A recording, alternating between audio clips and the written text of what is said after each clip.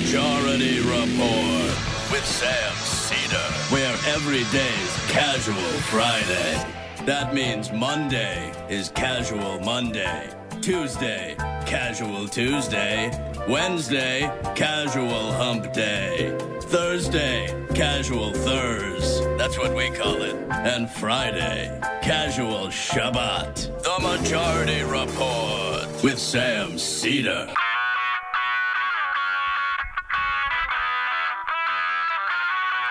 It is Friday, June 14th, 2019. My name is Sam Seder. This is the 5-time award-winning Majority Report. We are broadcasting live, steps from the industrially ravaged Gowanus Canal in the heartland of America. On the program today, it's Casual Friday. I am wearing my soft-collared shirt. And joining me to look back on this relentless week, Ben Dixon will be here from the Benjamin Dixon Show. Also on the program today to comment everything that's happening with the platform wars, David Feldman from the David Feldman Show will be here. Also on the program today, Pompeo says Iran attacked tankers in the Gulf.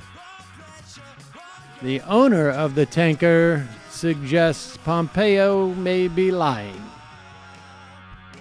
Also on the program today, 20 Democratic candidates named for the debates in 2 weeks. We'll know the breakdown at the end of the day. Who's on stage with who?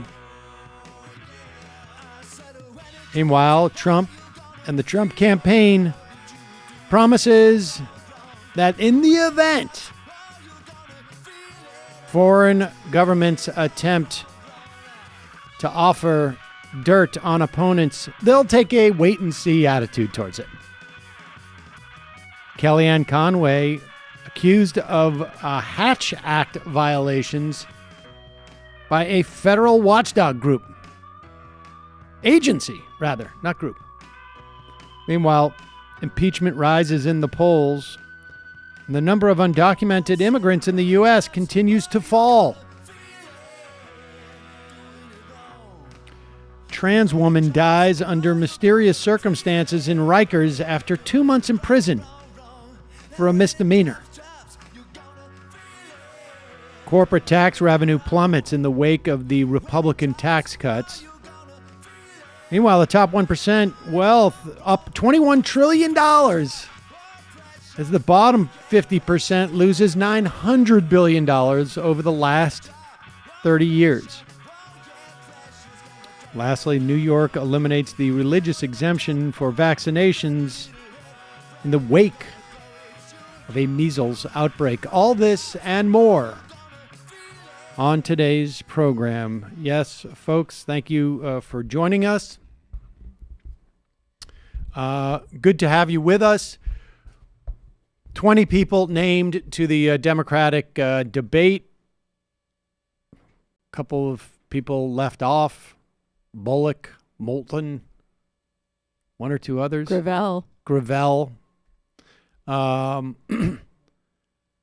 We will know later this afternoon, is my understanding, who will be on the stage with whom. And that will be obviously a key import. We'll talk more about that with Ben Dixon when he is with us.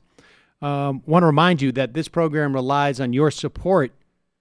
You can become a member today by going to jointhemajorityreport.com. Jointhemajorityreport.com. Check it out. Meanwhile, we got this.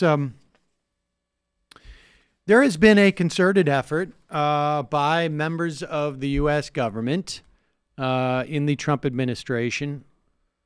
We don't hear much from John Bolton these days. Apparently, he's been told to lay low. Trump is getting a little annoyed with his mustache, I think. But Mike Pompeo is out there. There is a real attempt by forces in the State Department, at least, to go to war with Iran in some fashion. And we've had another attack on tankers I believe this was in the Strait of Hormuz.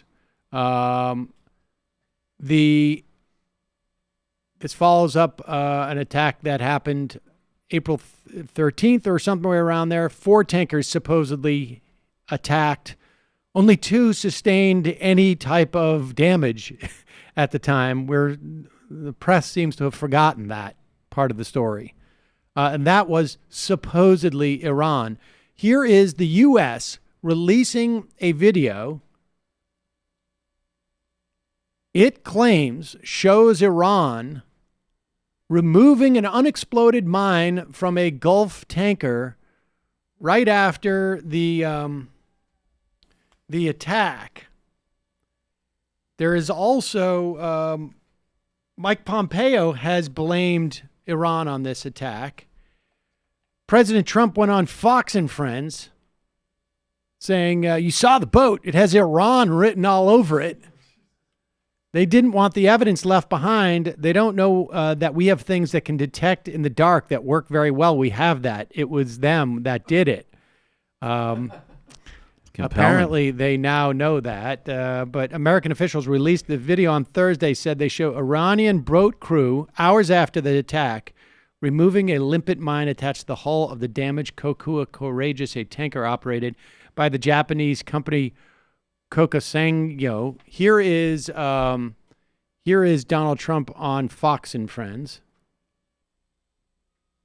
Here it is. Let's, Mr. President, talk about something in the news today. We've seen those images of the oil tankers on fire out in the Gulf. And Iran says, hey, don't blame us for this. We didn't do it. We think it was an accident. I know Mike Pompeo has blamed Iran. What sort of evidence do we have that they've done it? And what are we going to do about it? Well, Iran did do it, and you know they did it because you saw the boat. I guess one of the mines didn't explode, and it's probably got essentially Iran written all over it. And you saw the boat at night trying to take the mine off and successfully took the mine off the boat. Yep. And that was exposed, and that was their boat, that was them. And they didn't want the evidence left behind. I guess they don't know that we have things that we can detect in the dark that work very well. So we have that, and I know you put it on. So, no, it was them that did it. And, look, President So what are we Obama going to do about it? President Obama made a deal that was an outrage. Okay, there we go. So Mr. President Obama made a deal. The only problem with this story seems to be that that the U.S. government, which seems hell-bent on blaming Iran for this story, this attack, that it was a function of mines put on the side of the boat. It's a super weird way of doing this, right? As opposed to like sort of, I don't know. But I don't know. I don't attack boats on a regular basis. Here's Marco Rubio weighing in. Not just the intelligence shows Iran was behind the Gulf attacks. Common sense does too. It's a fact that only the Iranian Guard, the Iranian, what is the Revolutionary Guard Corps, Navy, has the ability to place mine like these. Well, and it's surrogates who can conduct fast boat attacks such as this one. Marco Rubio, little Marco, apparently is extending common sense perhaps where it doesn't belong. Here is the owner of the tanker, Japanese Yutaka Katada. He is the president of the Kokuka Sengyo, is the company that owns the boats. Apparently, he wasn't clued in that the idea is to blame Iran and to blame Iran by attaching mines, because this guy, who does arguably have a vested interest, right, in not having his boats attacked, came out and said the following. I will read it because he's speaking in Japanese, but it's translated underneath. Go ahead. The crew is saying that it was hit by a flying object. They are saying that something came flying. To put a bomb on the side is something that we are not thinking. Yeah. In other words, whatever that video is of, it's not of what happened. Well, and of course, I mean, the Shinzo Abe was in Iran meeting with the Iranian leadership at the same time, which would be very odd timing. I mean, like these. Iran did say... They really want to stick it to Japan. I mean, well, that's the thing is Iran has no problem with Japan. I mean, has good relations with Japan and certainly no problem with Norway. And they have said that basically diplomatically the United States has to pay a price for lying and destroying this deal. But in actuality, all of the problems that they have with Iran have existed like... Yeah, Iran supports Hezbollah. Iran is on different side of a proxy war in Syria. That's still the case. And ever since, I mean, Iran is still following the deal, even as they've pulled out of it. International monitors are basically saying like, well, Iran technically left to make a point, but they're still upholding it. So this is just ludicrous. And, you know, obviously incredibly dangerous. And, you know, I mean, we saw the same thing in Venezuela. They're just very bad. You know, New York Times even did a debunk on the video that they were putting around suggesting that the, you know, that the attack was done by the government. And then the video was clearly demonstrated it was thrown by an opposition protester. And that was debunked in a matter of weeks. I mean, usually these lies, like in Vietnam and Iraq, take years. Maybe people do learn lessons. Well, I think it's also a question of maybe the technology is such these days. I think that's definitely part of it, of course. There is just too many other ways in which things can get debunked, and it's too hard for stories to be put out there and not be responded to. And it would be interesting to even, you know, as, you know, it would be interesting if we had the ability to go back in time and see what would have happened in the buildup to the Iraq War had there been, frankly, Twitter and YouTube and Facebook. If stories from McClatchy that debunked what was going on in terms of the march to war, if they had been widely disseminated as opposed to being on, you know, page 18 of the Times occasionally or something like that, but picked up another life on social media, it would be interesting to know. Maybe in some way we have, we don't really have a way of testing it, but in some way that maybe we have the ability now with social media to stop major things like this, right? Like even Yemen, to the extent that there has been an attempt, obviously it passed in the Senate and the House. It was not veto proof to stop our support for the Yemen conflict.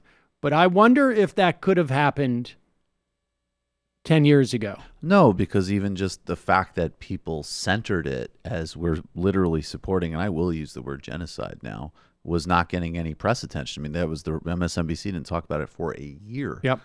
And, you know, and actually, I do want to note that Twitter actually did censor a group that was reporting they were showing visuals of the atrocities on Twitter, and Twitter said that it was in violation of their standards. So that's a good thing to note about the failures of these companies as well. But I agree, no way it would have happened in a different media environment. Unfortunately, our current government really doesn't care if a war has popular legitimacy or not, or if the basis has been widely debunked by the media. I think Trump cares about the popularity. Trump I think it actually, every time there's a setback for things like this and it filters to him, this is actually an example of where his specific nutty personality matters. Right. Last time, I mean, a month ago, he was with the generals, apparently, was like, what? We're getting into a war. I don't want a real war. I just want to make it look like I'm being tough. I want to talk tough. I want to look tough. Tough guy. So no war, just tough talk. Maybe his nutty personality will save us in this instance. Well, a strong example of better him than Pence in this type of area for sure. Yeah, fair enough. Tough. I'm going to be tough. He likes to send the tweets, but fighting a war is a bit much. I can send tweets, but I can't take them. Folks, One of today's sponsors, Skillshare. Anyone who goes to skl.sh/Majority Report 4 is going to get 2 whole months of totally free access to Skillshare's entire library, super quality online courses and tutorials. Let's leave this one in for members today.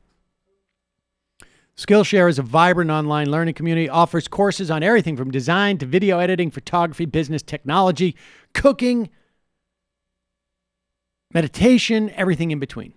There's Skillshare courses for everyone. You'll have no problem finding a course that will be useful to you both in your personal and your professional life.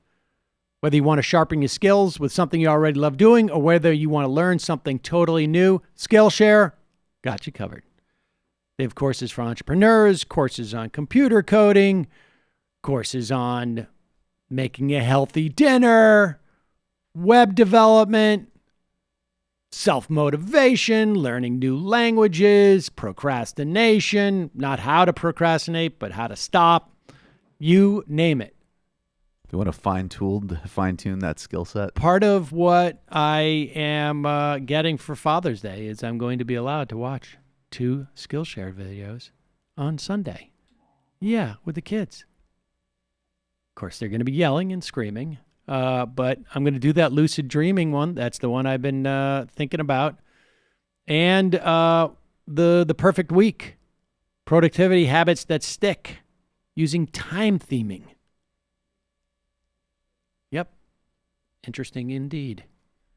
You can get 2 entire months of free access to every single course offered by Skillshare by going to skl.sh/Majority Report 4.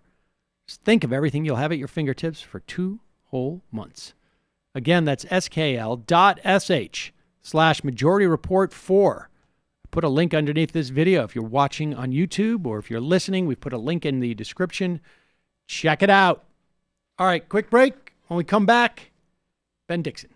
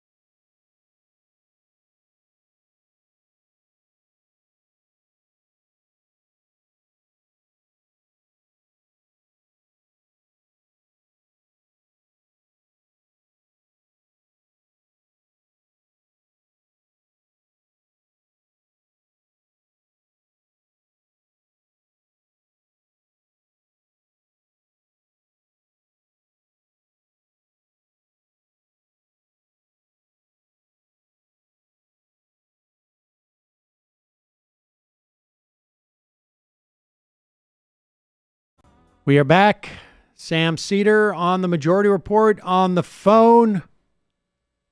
It's a pleasure to welcome back to the program the proprietor of the Benjamin Dixon Show, Ben Dixon himself. Ben, welcome to the program. Hey, Sam, thanks so much for having me, man. It's always a pleasure. So we were just talking about the latest attempt to blame Iran for an attack on these tankers. Mm-hmm. What do you think? I mean, if this is the way that that John Bolton and Mike Pompeo are going to get us into a war, it seems to me to be a little bit thin gruel, right? I mean, yeah, it's one thing to say this company represents a massive threat to us because they have,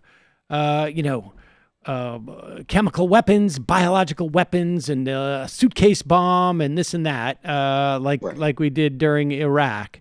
It's another to say, two Japanese tankers or a Japanese tanker and a Norwegian tanker were, bombed. This is not, 1830. Like, we're not, U.S. mercantile interests are not going to be dragging us into a massive war, it seems to me, at least in terms of the American public. But do you even think they need, public support for this? So that's actually a tough question because in a way, Trump could get the support with his base. Obviously, that's the easy part. Can Trump make unilateral moves? Well, yeah, in a way he can. I mean, that's how we built the presidency out. So his ability to actually go to war without public consensus or without any authorization to use of military force, unfortunately, the precedent has been set for many, many years with both Democrat and Republican presidents. So does he need the support? No, he doesn't technically need it. Can he get it? Well, his supporters will support him no matter what. So he can at least get his base to support him. But I agree with you. Like, this is like a really lazy effort to drag us into war. And I'm wondering what their strategy is behind it. Are they trying to play a long game? Because I don't see anything conventionally that they're saying that will, conventional wisdom says they're going to need more. Right. How much of what we're seeing do you think is somebody's attacking these tankers, in addition to, the idea that it gives something to blame Iran for, I guess. Right. It also probably is going to have a healthy impact on the price of of gas, I would imagine, or oil around the world, if you healthy from the perspective of someone who might be a major supplier. Yeah.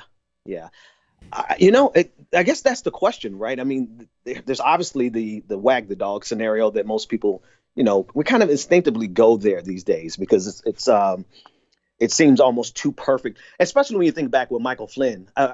Michael Flynn was in office for 90 days. And almost in the first or second week, he came and put Iran on notice. And so because it's like they had the intention from day one to go into this direction, it's almost like they're looking for, well, not almost, they're literally looking for any excuse they possibly can. And so that really gives a lot of credence to, what otherwise you would think is a conspiracy theory that they're doing, that this someone else is behind this for the express purposes of getting us into war. But it really leans in that direction simply because they've had every intention of undermining the agreement, the nuclear agreement. They've had their eyes and their targets on Iran since day one, since they took office. So that's the direction I'm leaning, and I'm actually really loath to even consider conspiracy theories like that.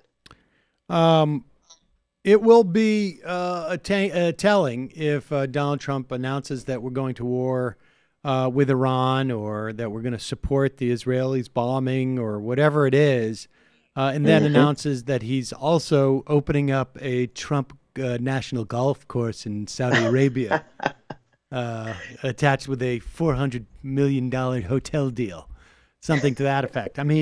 But I guess, it right now it just looks anemic. It seems like what they're hoping will happen is blaming Iran will then embolden, the more aggressive elements within the Iranian political spectrum to maybe go out and do some freelancing and provoke.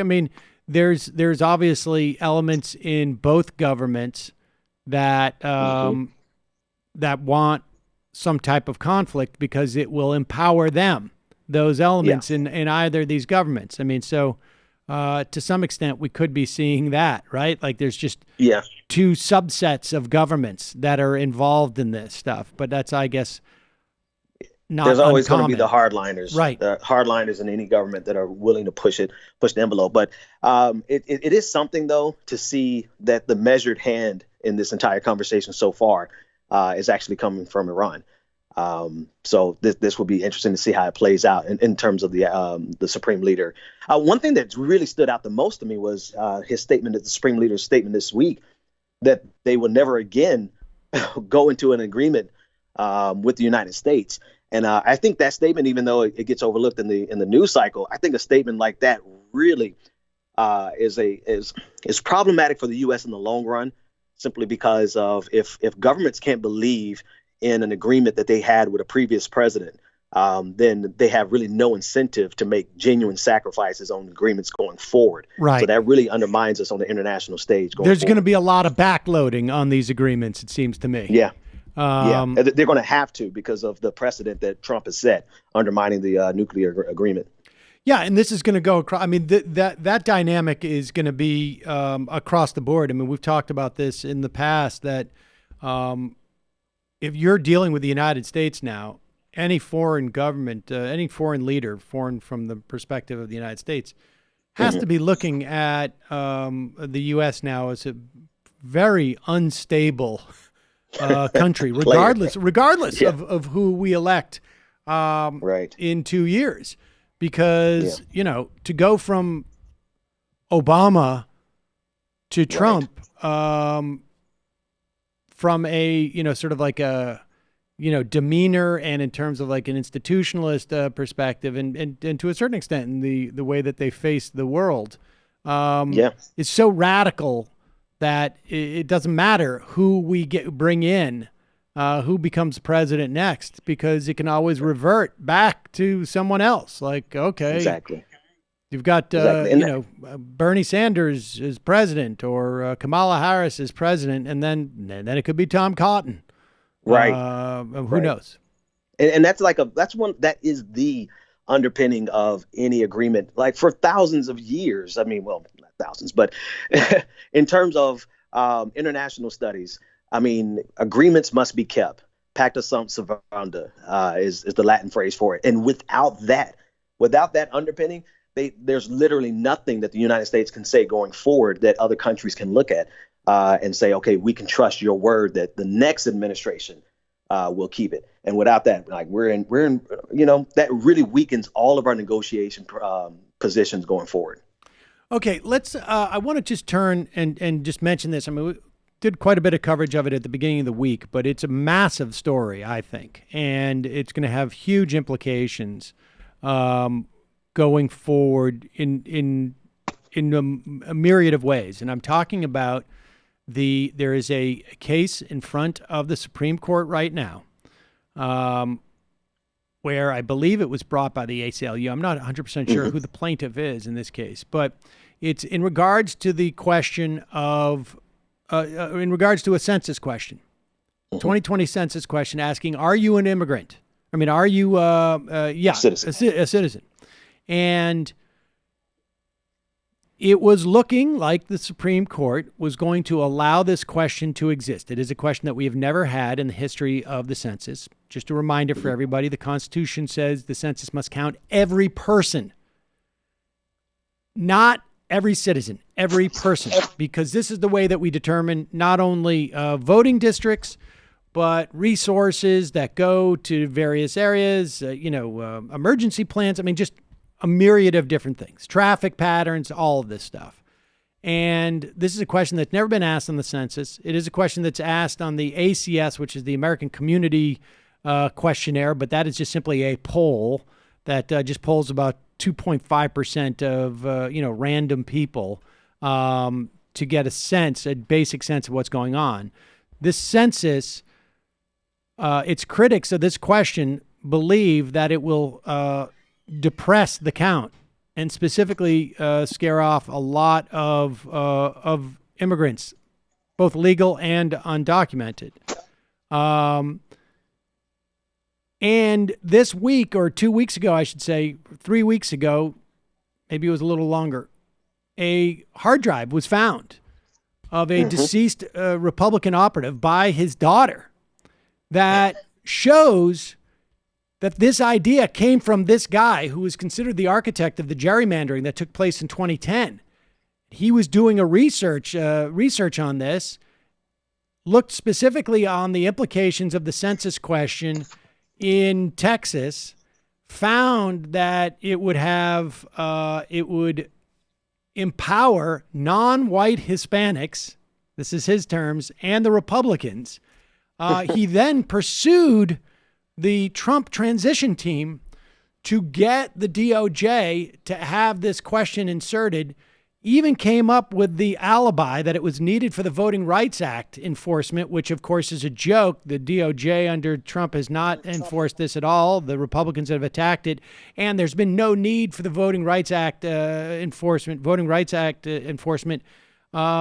have this question in the past 50 years that it's been enforced much more vigorously than now.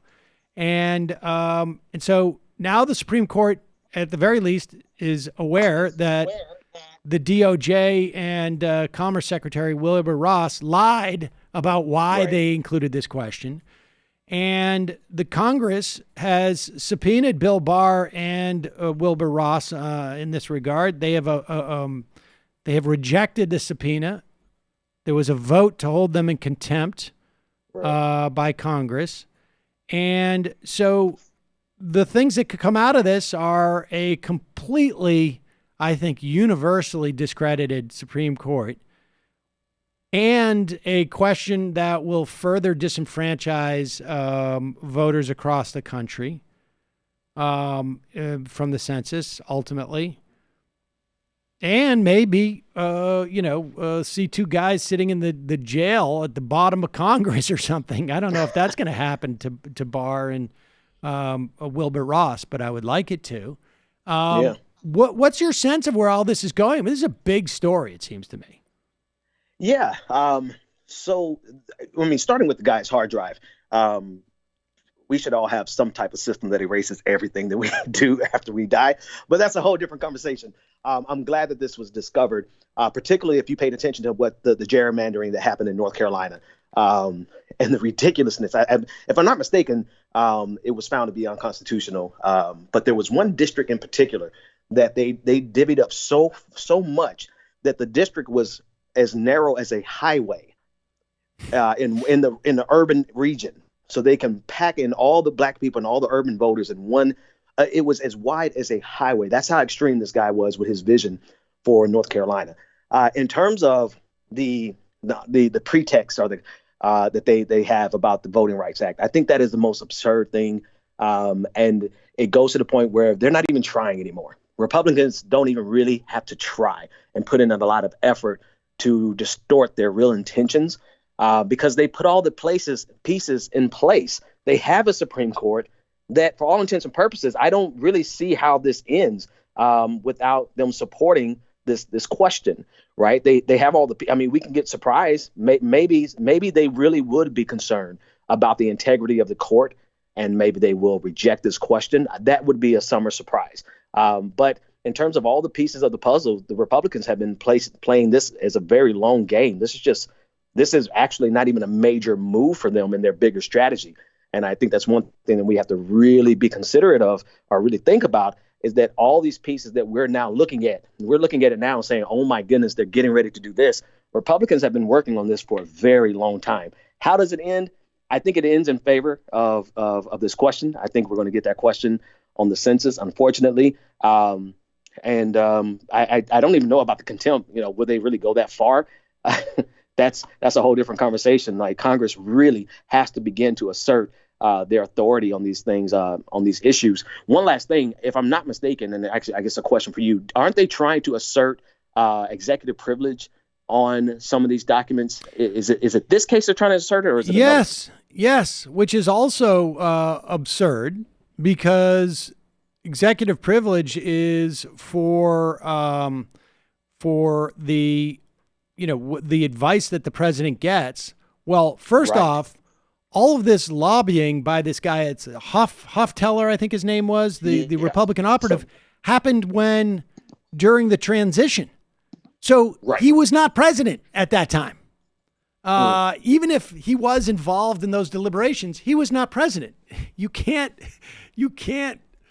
assert executive privilege for a time when you weren't president in terms of documents. It's absurd.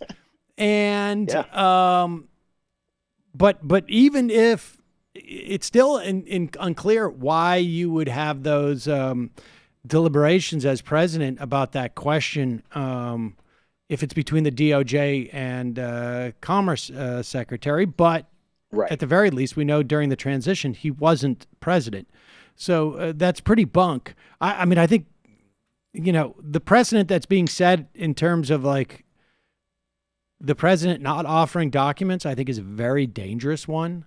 Yeah. And so in some ways, what this, it seems to me, is going to also implicate is the question of impeachment.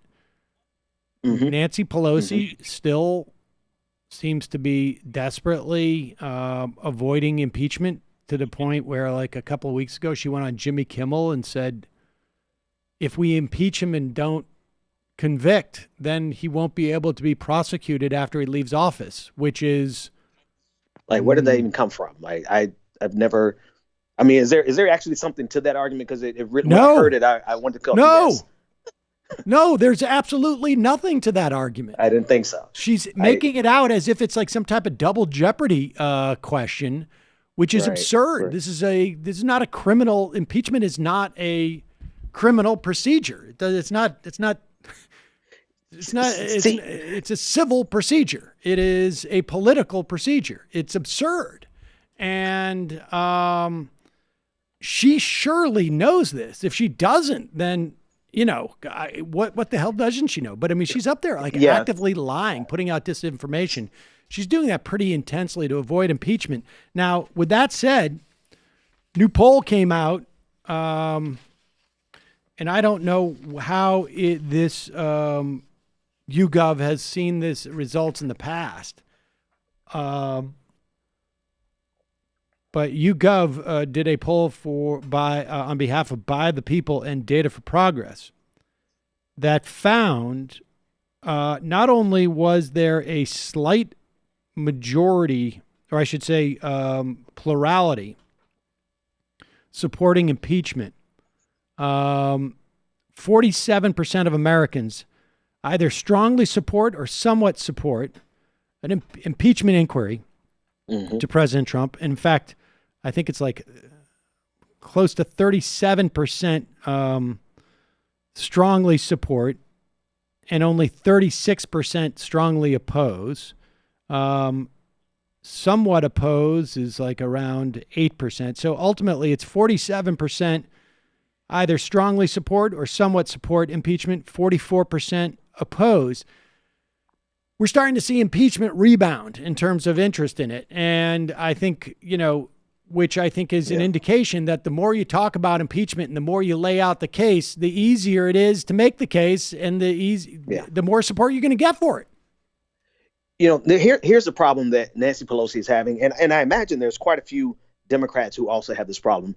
I think they fancy themselves to be two things: civil and institutionalist. Like, they want to protect the institution, and they want to do so with this sense of civility. But here's the problem that they're having. They're running into a phase, Nancy Pelosi particularly. We're at a stage that if you are a true institutionalist and you want to protect and defend the Constitution, then you're really going to have to put your money where your mouth is and go through with this. I mean, it's been easy to be an institutionalist before because people respected norms, right? When people respect the norms and the institutions, well, it's easy. We can all go out and have, some brandy after work if that's still what they're drinking. But now we're dealing with a guy who has no regard whatsoever for norms and institutions. And the only way that you could actually protect and be an actual institutionalist is if you use the mechanisms that the Constitution gives you to protect it. And they're not willing to do that because it's been so easy to sit back and just protect the institutions because everybody had the civility and had the decorum. And now we're dealing with a guy who not only is not civil, has no decorum, but he has an all-out assault on the norms and the respect of the institutions and refusing to turn over documents and advising people in his administration to ignore subpoenas. I mean, we're really in dictatorial territory, and we have a Speaker of the House who is afraid of protecting the institutions. Well, what good are you? What good are you at this stage? I would say two things. One, I would say the Republicans that have been attacking norms for an extended period of time, right? I mean, prior to Trump. But and I would say that it's not even norms when we're talking about answering a subpoena. That's just the law, right? Like I mean, that's just like there are two functions that Congress has, and if oversight is basically gone from Congress, you're now getting into an all assault on the Constitution, right? I mean, this is what checks and balances is supposed to be, and so the idea that you would ignore that is really stunning. All right. Yeah. Let's turn to the Democratic debate because in 2020, because this just been announced literally 3 minutes ago. And this is a big deal, and I'm mad. I'm a little bit mad. But here it is. Democratic debate night 1. Cory Booker, Elizabeth Warren, Beto O'Rourke, Amy Klobuchar, John Delaney, Tulsi Gabbard, Julian Castro, Tim Ryan, Bill de Blasio, Jay Inslee. So it appears that Sanders will be on with Biden on Thursday night. Sanders, Harris, Biden, Buttigieg, Bennett, Marianne Williamson, Swalwell, Gillibrand, and Andrew Yang and Governor Hickenlooper. I mean, I know this is hard to sort of absorb this quickly, but what is your sense of this breakout? And do we know how these were chosen? Well, just I mean, tell me. It was random. Like we watched it. They're saying this was a random selection. It was a random selection, closed to the press, but keep that list up for me, will you? Closed to the press, but campaign officials were there, so we know that it was legit. I'm just curious. Like, I'm curious how. Was it not Delaney? What was John, the guy who got booed from Medicare for All? He's in the first batch that you mentioned. Well, yeah, this is done randomly. This is done randomly. They took the 20 people who qualified, and then they randomly selected the 2 nights. Yeah, I'm just curious how in the world this guy qualified. Like, who's supporting him enough for him to get the percentage he need to actually qualify? Versus like, I know Senator Gravel is an interesting character, but when you put those two side by side, I'm really curious who's supporting the anti. I can't, that guy. All I remember is just how he looks and that he got booed from Medicare for All. You just said his name, Delaney. And I forgot his name again. Yeah, John Delaney.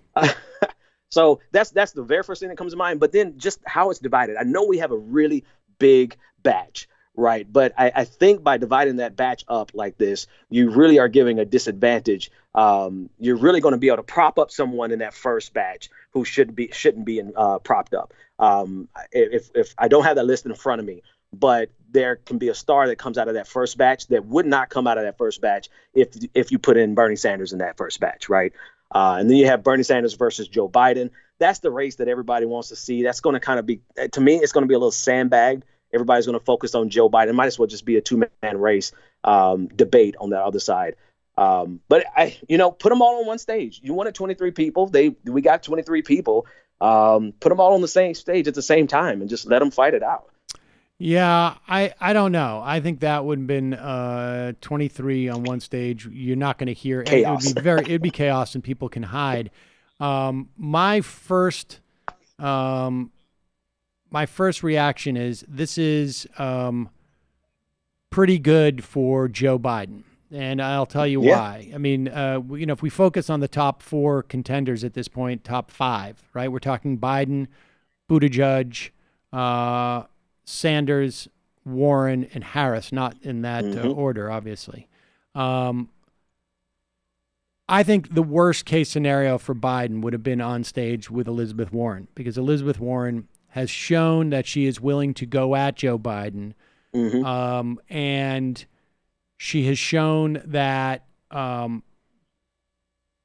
she can attack him on multiple fronts. She will attack him on women's issues and on banking issues. Now, it's possible Senator Gillibrand will try and bust out of the pack by going after Biden that way, and maybe Senator Sanders was waiting to debate, but I interviewed him yesterday on this program and gave him ample opportunity to say the words, Joe Biden has got it wrong. And it wouldn't have had to be much, and he studiously avoided doing that. And specifically on the topic of, can you deal with Republicans, et cetera, et cetera. So I don't know that there's anybody. I think that Biden is going to feel pretty good about not being with Elizabeth Ryan. With that said, we'll see. I mean, I'm looking at that list to see who is going to go after him, and there's a couple of people who might, but it's hard to know. But it should be interesting. I'm glad at least that Biden is paired with either Sanders or Warren. And I can imagine Pete Buttigieg is going to attempt to sort of like show Biden's age in some way, right? Because Buttigieg, it seems to me, is not too dissimilar in disposition and tone to Biden. Right. That's a good.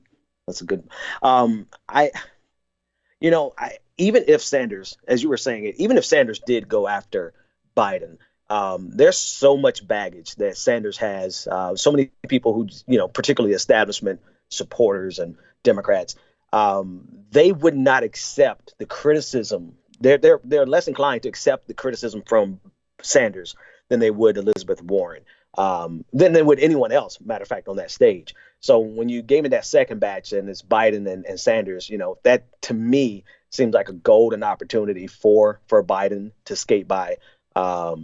Because even no matter how much Bernie Sanders throws at Joe Biden, it's really the left versus the establishment, and there's still a lot of bad blood there. So there's no amount of good points that I think Sanders could give that would really chip away at the establishment support base of Joe Biden.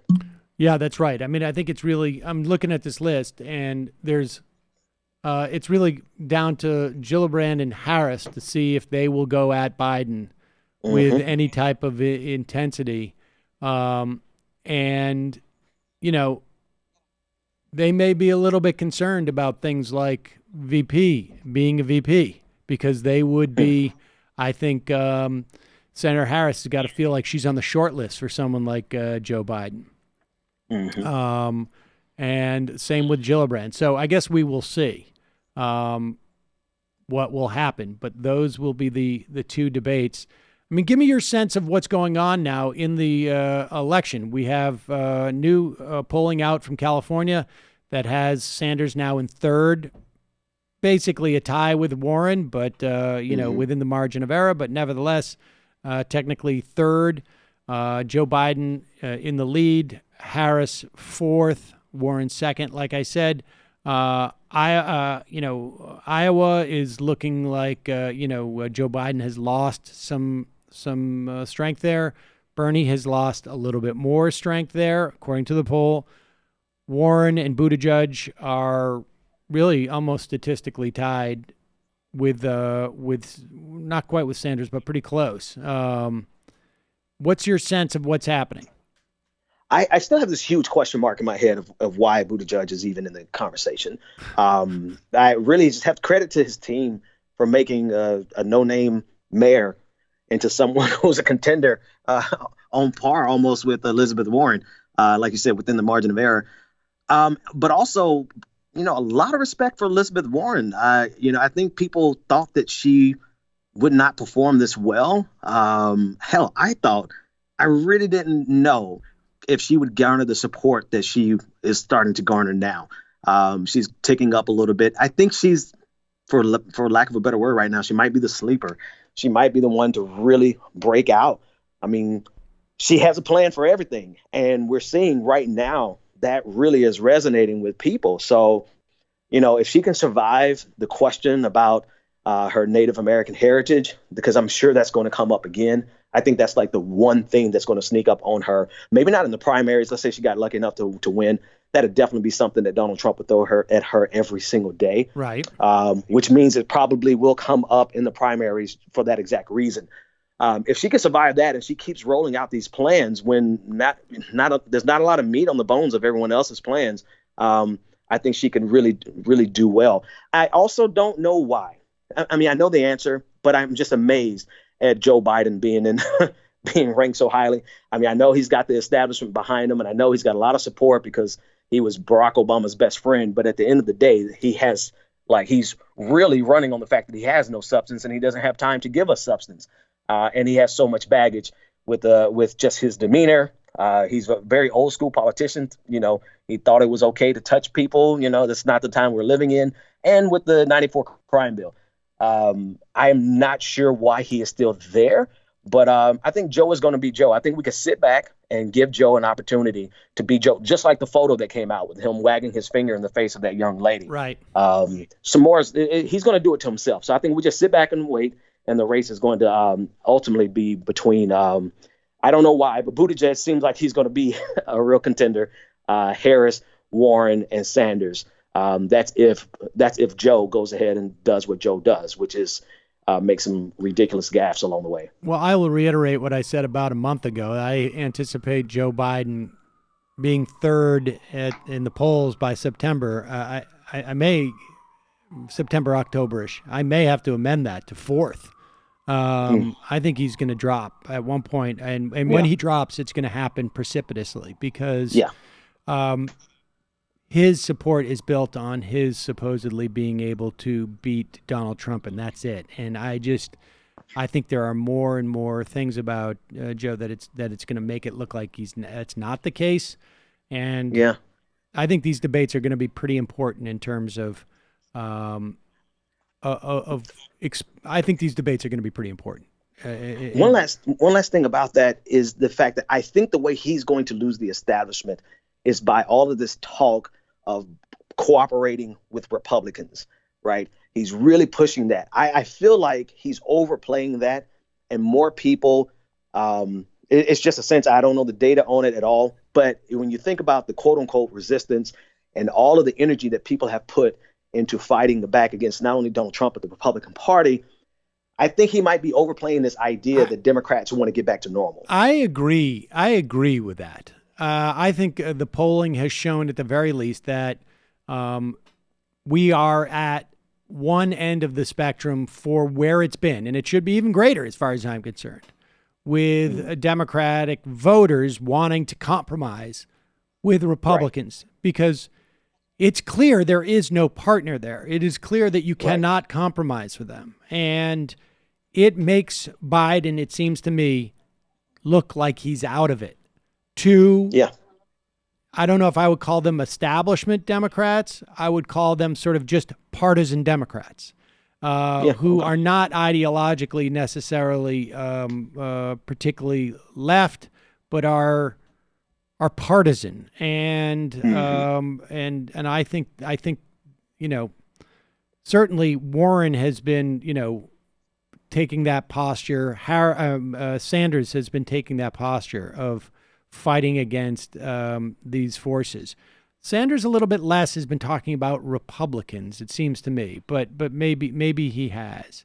But it'll be interesting.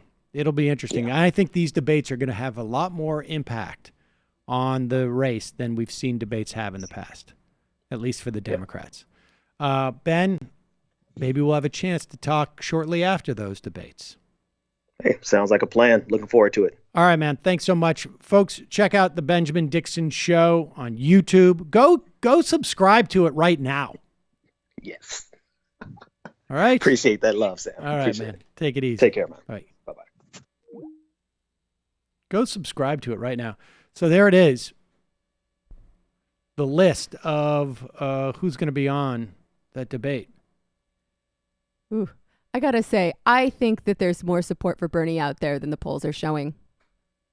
Because aren't the polls usually, they talk to likely voters? And that's a tough thing to predict when you have a candidate who could potentially be bringing in a whole new constituency, particularly of young people who don't always vote. Yep, possible. Has there been a big change, though, in the it's possible that there are people who are going to support Bernie that have not been counted. But nevertheless, we're also comparing poll to poll. So there's no reason to believe that the polls that showed Bernie with 5-10 more points in Iowa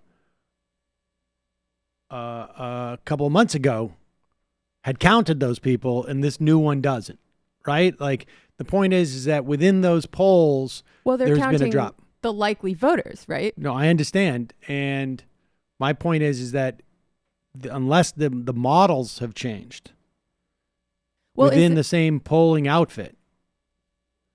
Isn't it possible that his support among the traditional likely voters has dropped, but his support among the unlikely voters has gone up, or who's considered to be unlikely voters? I mean, I suppose. But it's still not a good thing for him to drop under any sector. Yeah, I don't want this to become a self-fulfilling prophecy, you know? Well, with as much as I think that we have some power here, I don't think we have the ability to sway what's going to happen in Iowa. So it's, I'm not too worried about that. I think it's quite possible that the organizing that Sanders has done in terms of Walmart, in terms of McDonald's, in terms of teachers across different states, across the country, it could very well be that from an organizational standpoint, they're going to get more people in the Iowa caucus. Warren basically went all in Iowa. She bet everything on Iowa, which was, we'll be able to tell later as to whether it was a good bet or not, but it appears to have been a good bet. She could not afford to not come in first or second or a close third in Iowa. I think she knows that. But coming in, even coming in second in Iowa, taking some out of Biden, if Biden comes in first, although I don't think he is, frankly, is going to hurt Biden big time. Seems to me Biden has to win Iowa and New Hampshire, or he's going to have real problems. But, and then who knows? I mean, Sanders, Warren, I would enjoy having those two be the last two candidates standing. Absolutely. That would be great. But we shall see.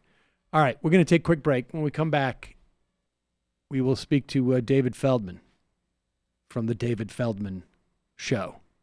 Be right back. Here come the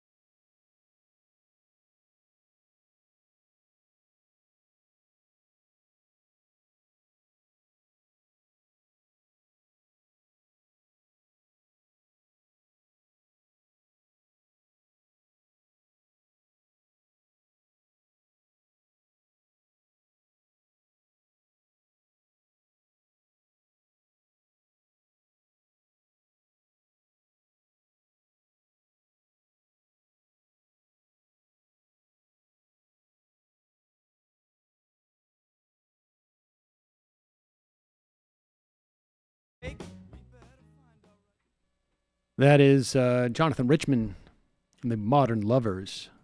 For those of you who listen to the audio version of this show, for those of you who watch this show, you heard nothing. Folks, on the phone, it is I don't know, we'll find out, I guess.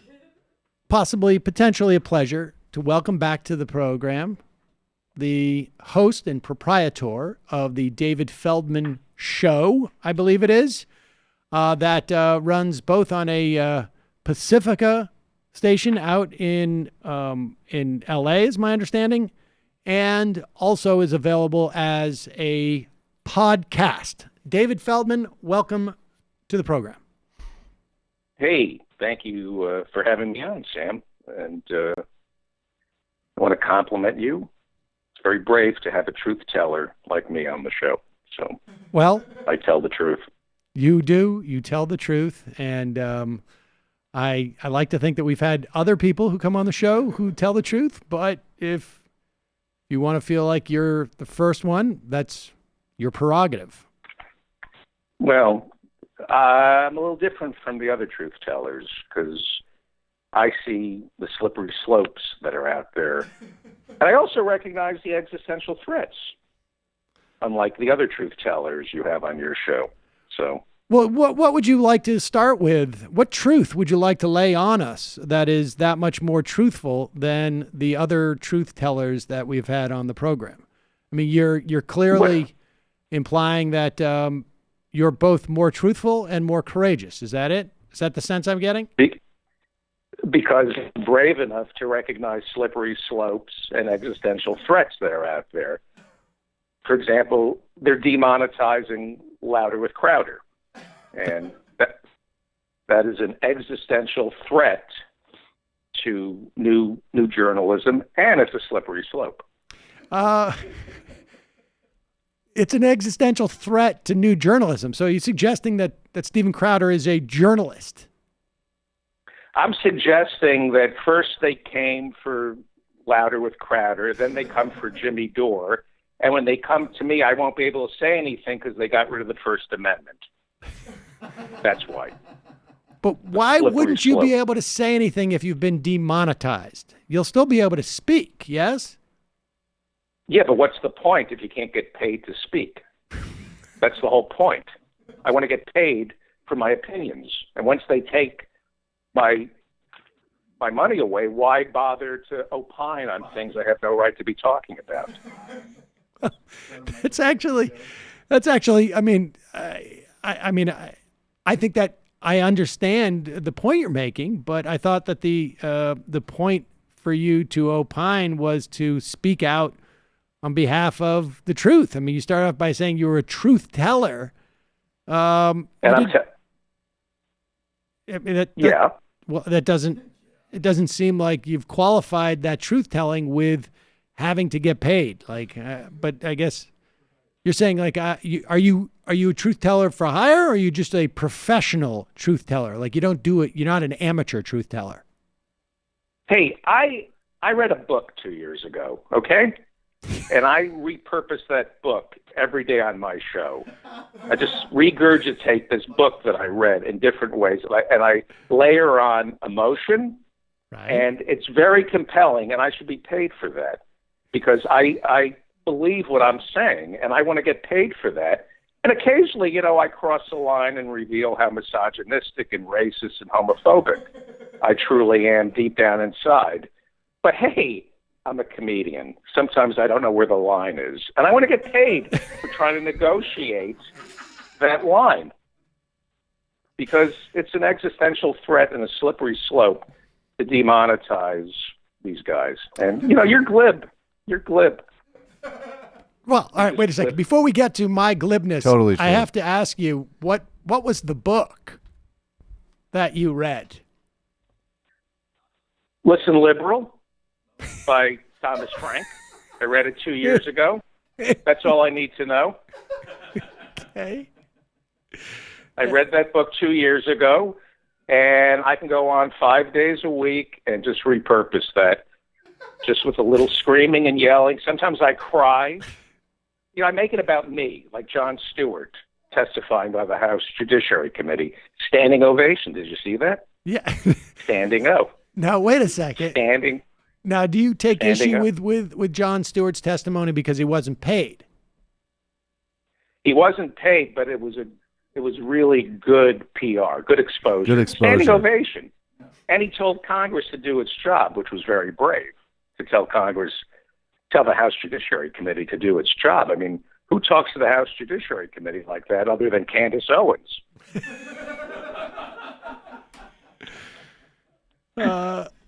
All right, so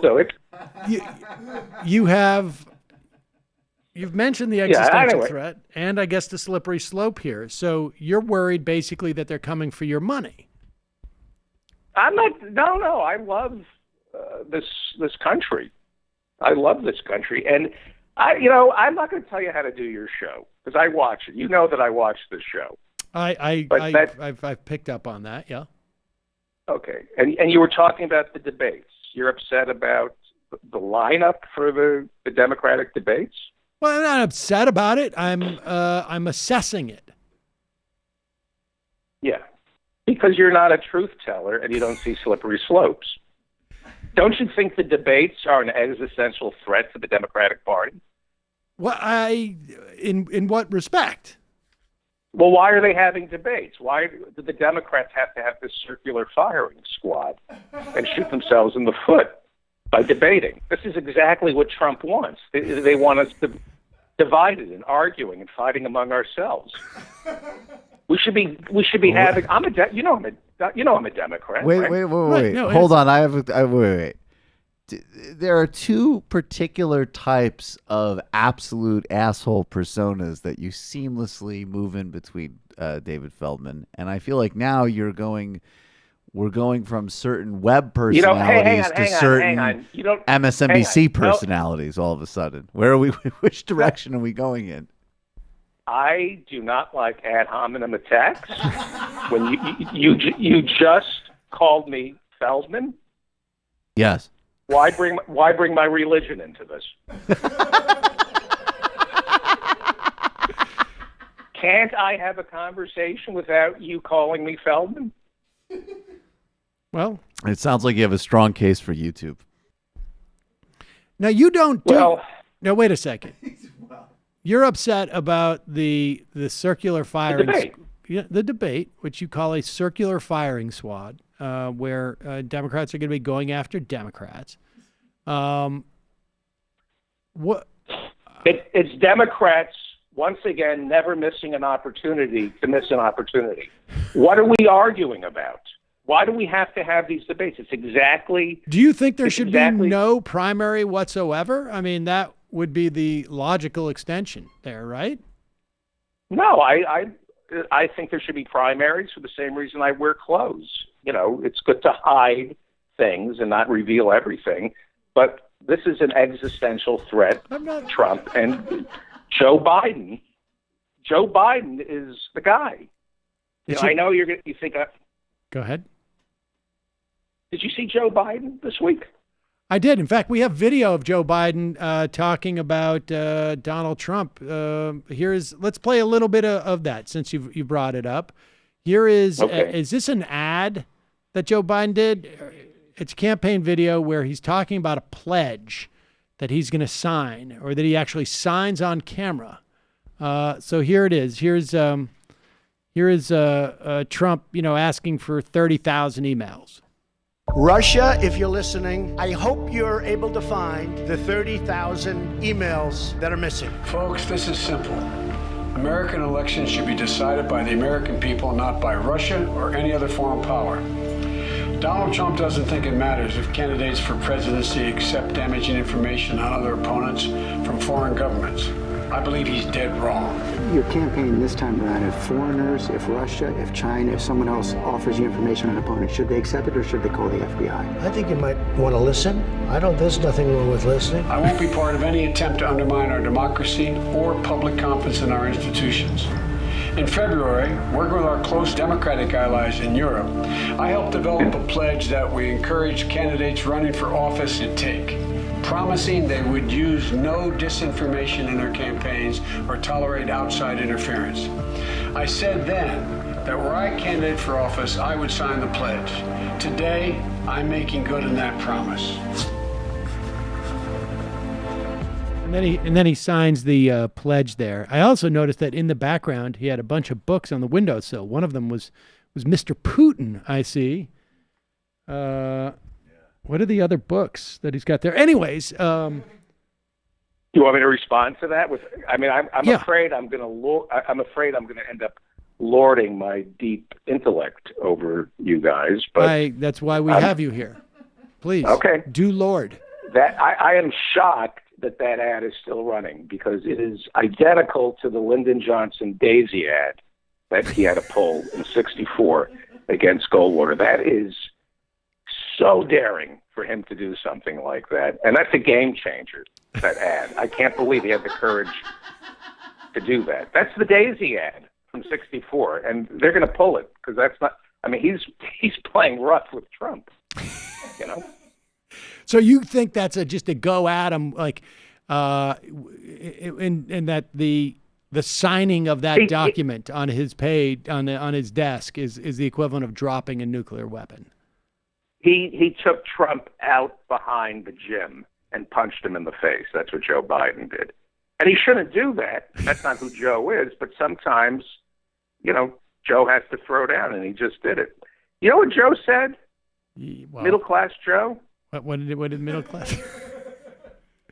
Middle class Joe. Yeah. Middle class Joe, and he is middle class because if he were part of the upper class, he could have afforded a better facelift. That he's a man of the people. Right. You should be demonetized for that joke. Yeah. That was very mean. That is very odd hominem of odd you. Hominem. Homina. What are you, Ralph Cramden? That's that Michael. Was a Cramden reference. Yeah. No, Joe Biden. You know what he said this week? You know what Joe Biden said this week? No. Which no other candidate has said? What's that? He called Trump an existential threat. Yes. To our country. He literally said that. He said Donald Trump is an existential threat to America. And you know, your guy Bernie or Elizabeth Warren, what do they talk about? Student loan debt, climate change, health care. But Joe Biden, he goes after the really big stuff, existential threats. It's true. He's going after. What's Bernie's plan? What's Bernie's plan on existential threats? Well, I think his plan is probably just to win the presidency. That's, I think, what everybody's plan is. Bernie's plan is to defeat existential threats by just winning the presidency. Well, that's actually, isn't that what Joe Biden's plan is? Like the way you get rid of. He said Donald Trump is an existential threat.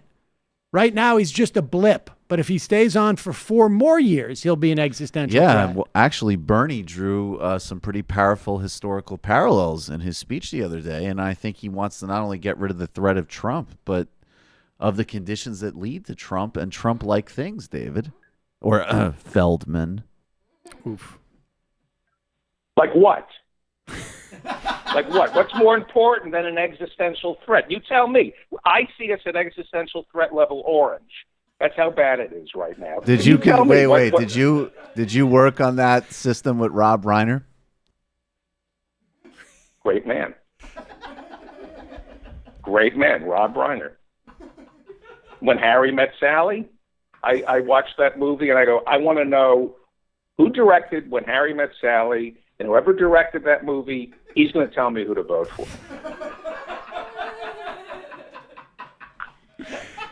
I thought you were going to say you watched that movie and you wanted to know what she was having.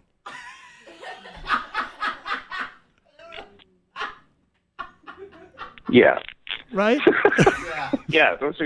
Katz's delicatessen. Right. Don't think I don't get the anti-Semitic subtext to that joke. Where Meg Ryan fakes an orgasm at Katz's delicatessen, and I'm supposed to roll with that, right? Okay. Right. In other words, that if you're like if someone is having an experience with a Jew that they could only have a fake orgasm. I want to talk politics. I don't want to talk religion I understand. with you. I understand. I understand. So, David, Joe Biden has named an existential threat. His solution is to win the presidency. And you are waiting for any other candidate to talk about what they perceive as existential threats. Is that what you're saying? No, I think it should, in all honesty, it's his turn to be president. And I don't see why we have to debate this. But, we need to get rid of Trump. That's all. And so are you calling for basically everyone else to drop out of the primary? Is that what's going on? I'd like people to stay in, but I think they should have a debate, but the debate should be how great Joe Biden is. That's what we should be debating. Like, what do we love most about Joe Biden? David, are you at all concerned that this same attitude you have now was potentially basically the same attitude that led us to picking Hillary Clinton, and that didn't work out so well?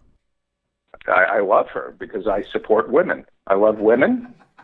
And she was a female, and it was her turn. She waited in line. She took the number at the bakery and waited patiently. At Katz's. But wait. She took the number at Katz's. Now, if it was, why isn't it? It was her turn. Why isn't it a turn for a woman this time? Because this is an existential crisis. And it's not Elizabeth Warren's turn or Kamala Harris's turn. Or Cory Booker's turn. Am I allowed to bring that up? Bring up what? Cory Booker. What exactly about Cory Booker? He's a man, right? So says you. But Biden, and I don't mean to be rude because I like doing this show, and right.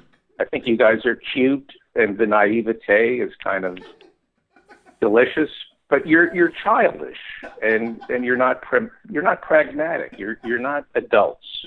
You don't recognize the slippery slopes and the existential threats, and you don't understand the sweeping arc of history. That if Biden or when Biden becomes president, everything goes back to the way it was, and it's going to be perfect. Now, I was going to ask you about this. What the way it was that Mitch McConnell was not even giving hearings for a Supreme Court nominee. You're talking about Merrick Garland. Yeah. Yeah.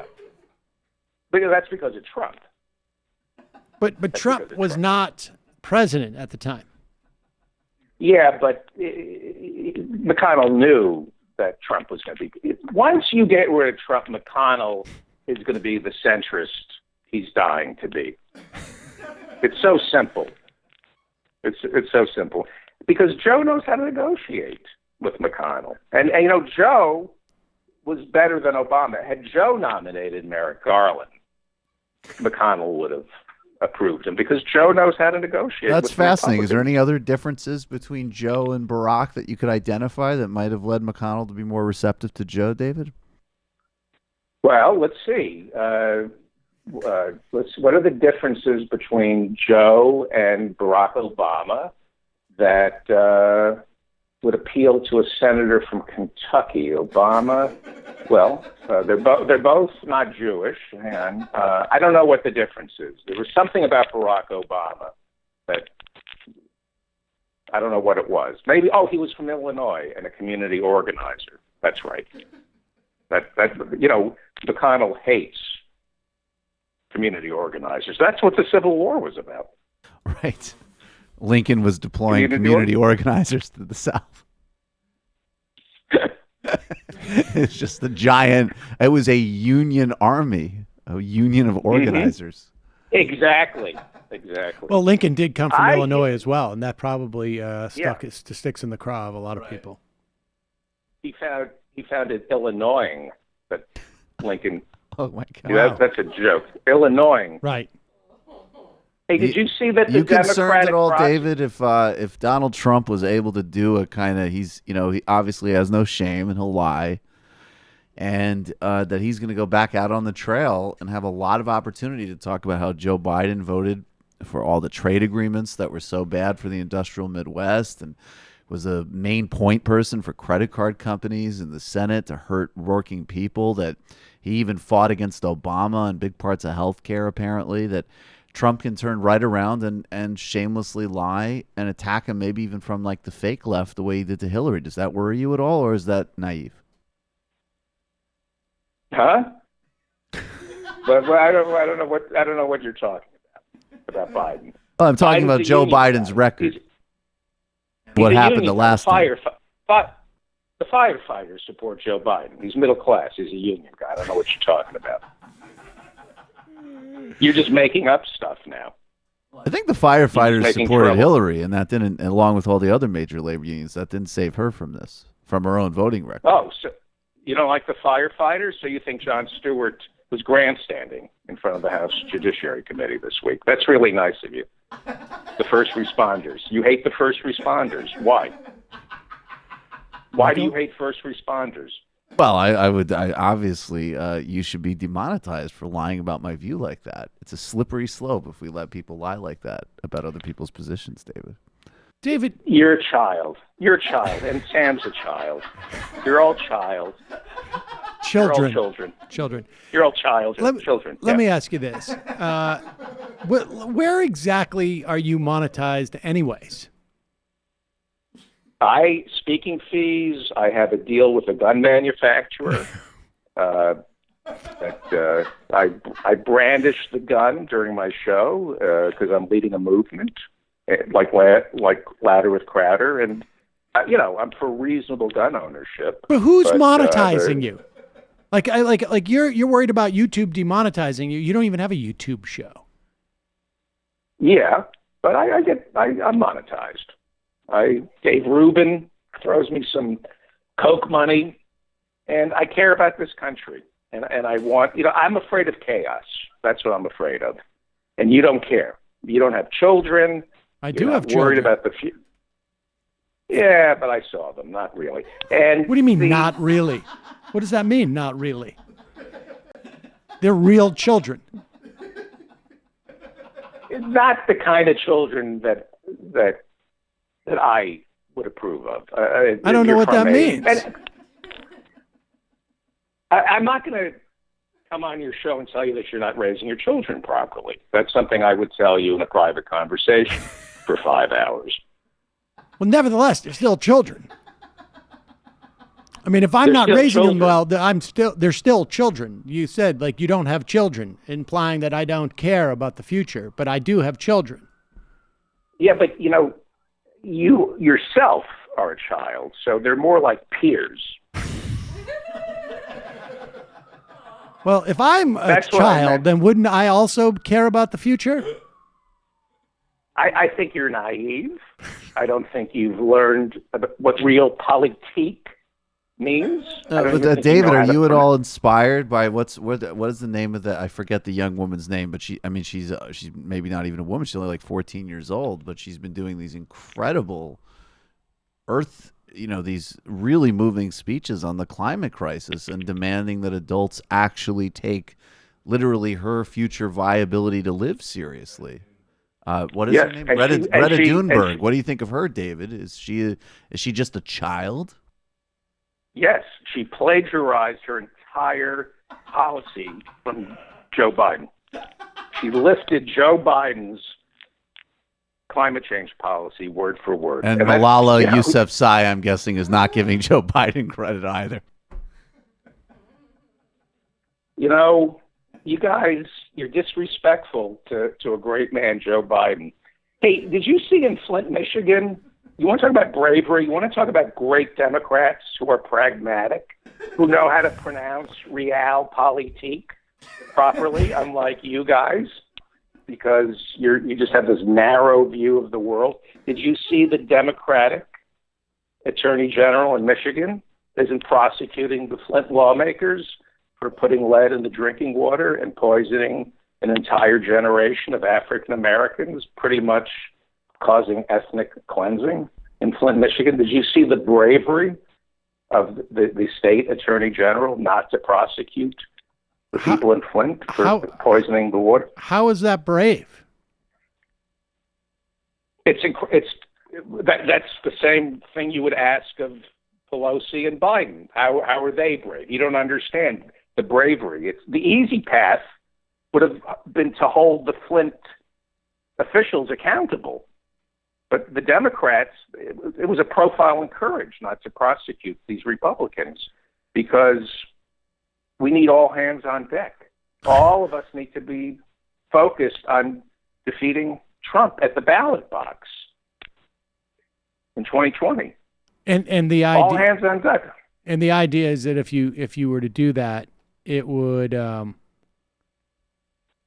dilute the product. I see. In other words, if we had Democratic prosecutors focusing on the water in Flint, we're diluting the effort to defeat Trump, which is the only thing that matters. And once we get rid of Trump, the drinking water in Flint will automatically become lead-free. That's a fact. That's a fact. Wow. It's bad politics to prosecute.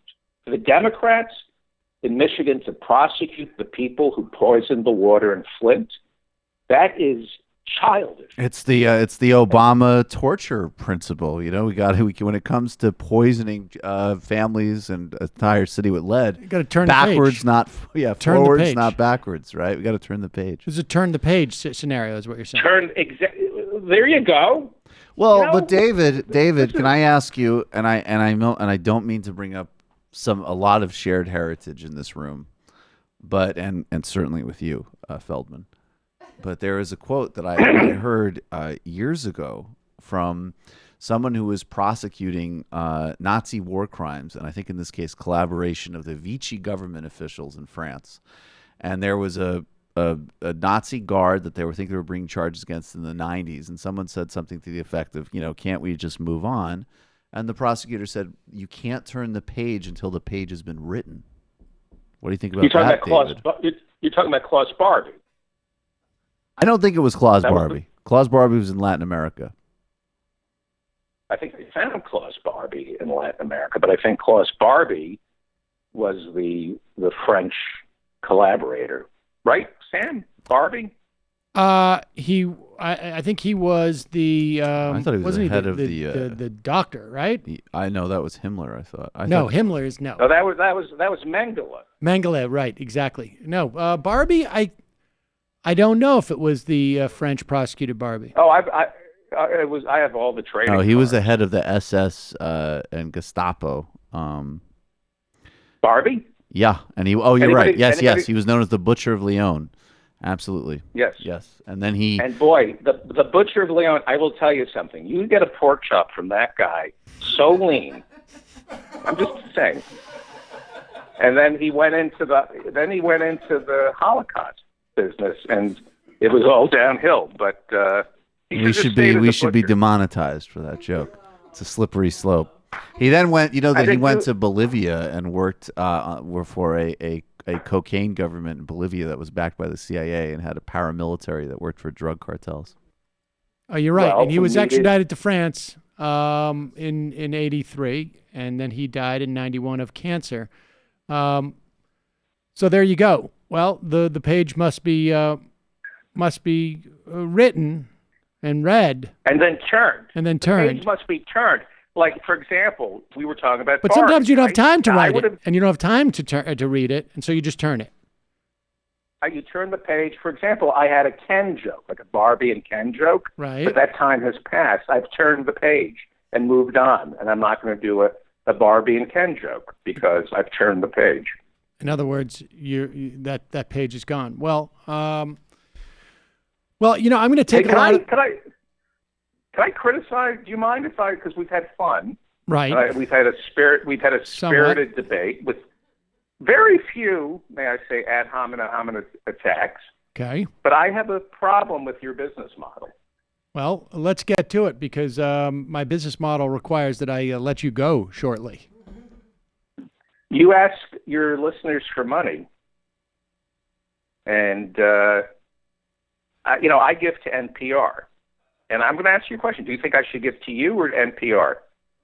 I think you should give to us, of course. Mm-hmm. Did you know that Steve Inskeep from NPR only makes $500,000 a year? I was not aware of what Steve Inskeep makes at all. No. Jesus Christ, $500,000 a year to do that? How does he live? I mean, so meanwhile, you're asking me to give money to the Majority Report when poor Steve Inskeep and Scott Simon are only making $500,000 a year.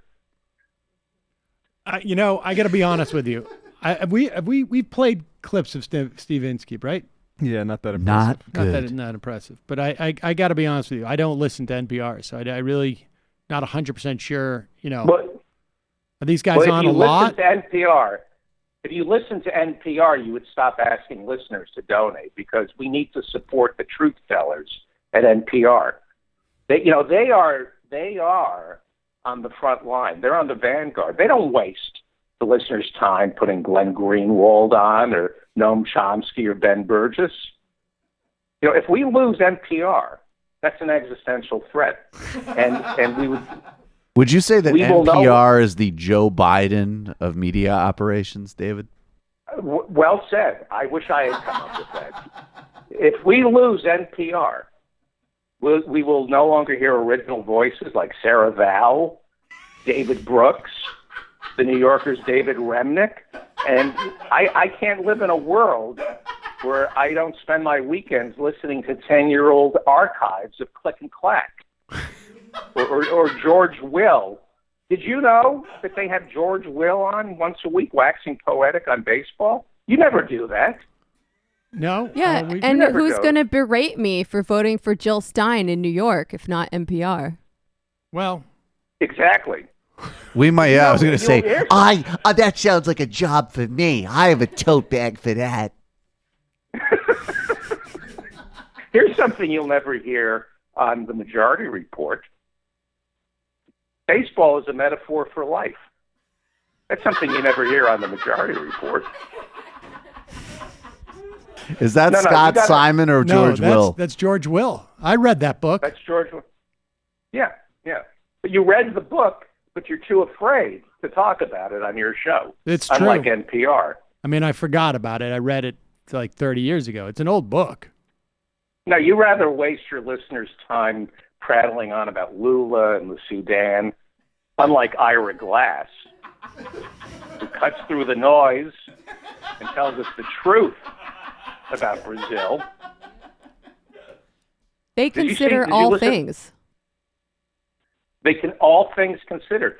Last week, Ira Glass on This American Life introduced me to a barista working in Astoria who brews a roast made up of coffee beans from Brazil and Sudan. And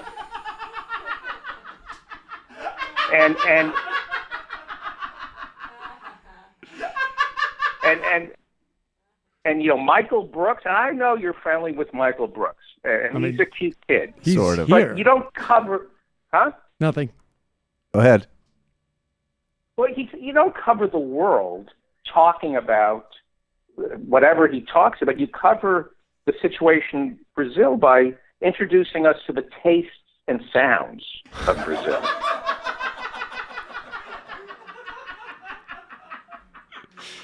Because I'm white, and I'm college educated.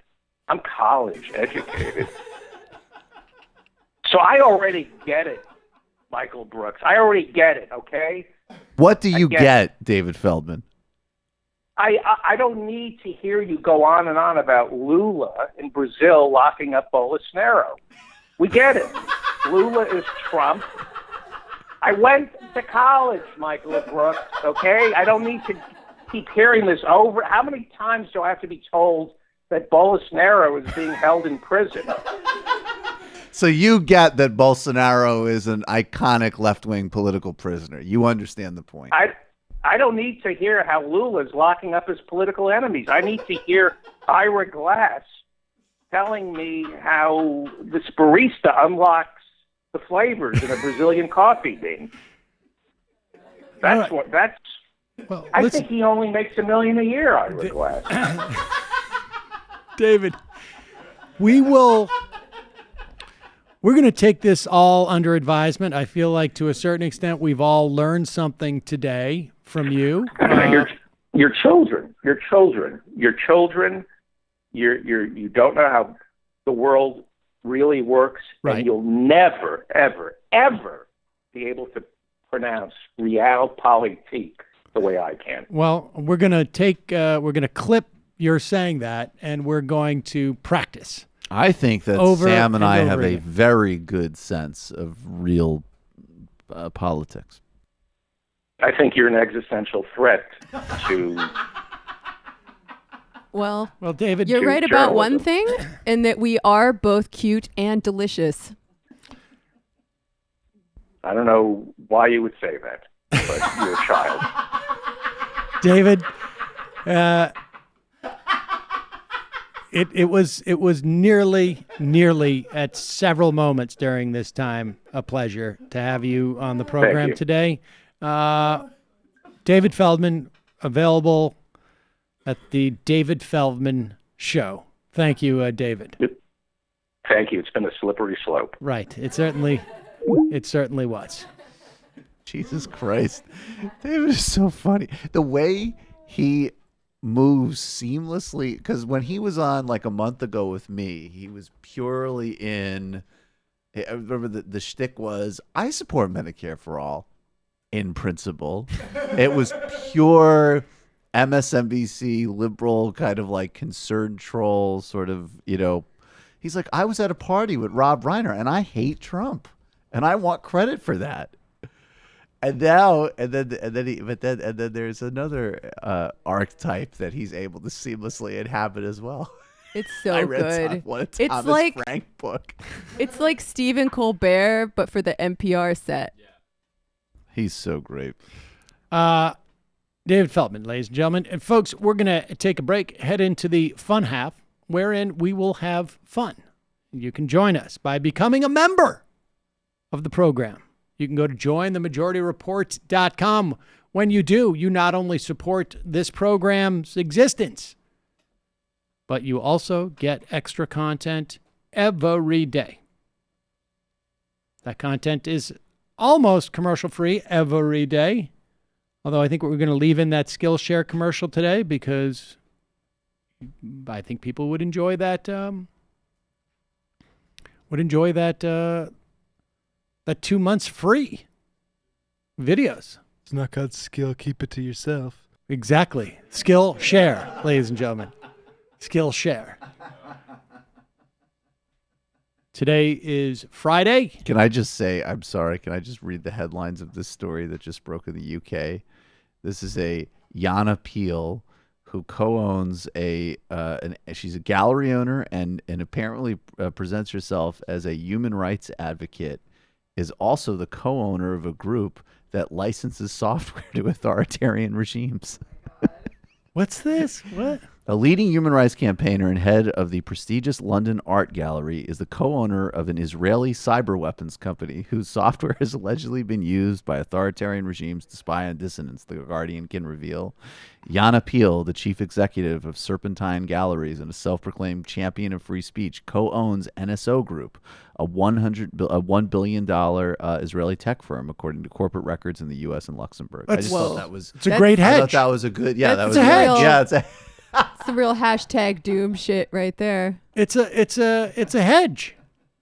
If you go too far with the human rights, you're going to be out of business. So you got to keep. Right. It's a hedge. That's right. That's right. She was sitting down. She's like, human rights are making so much progress. That's why we send 10% of our revenue every month to Dave Rubin. That's right. Just as a hedge. There's this book, Parliament Limited, by this guy, Martin Williams, and it goes into all this sort of double dealing that goes on in UK politics, and it really does make American politics look like a virtuous almost. They just don't care at all. American politics at least has like the formalities of like, you have, you take the campaign contribution and then you get the favor later. Whereas in the UK, it's just like, I'm a member of parliament. I'm also a lobbyist for the arms industry. That's not an exaggeration. No, literally. Yes. You can have both of those jobs at once. The House of Lords. And No That's wonder so they evil. hate Jeremy Corbyn so much. There are always contexts.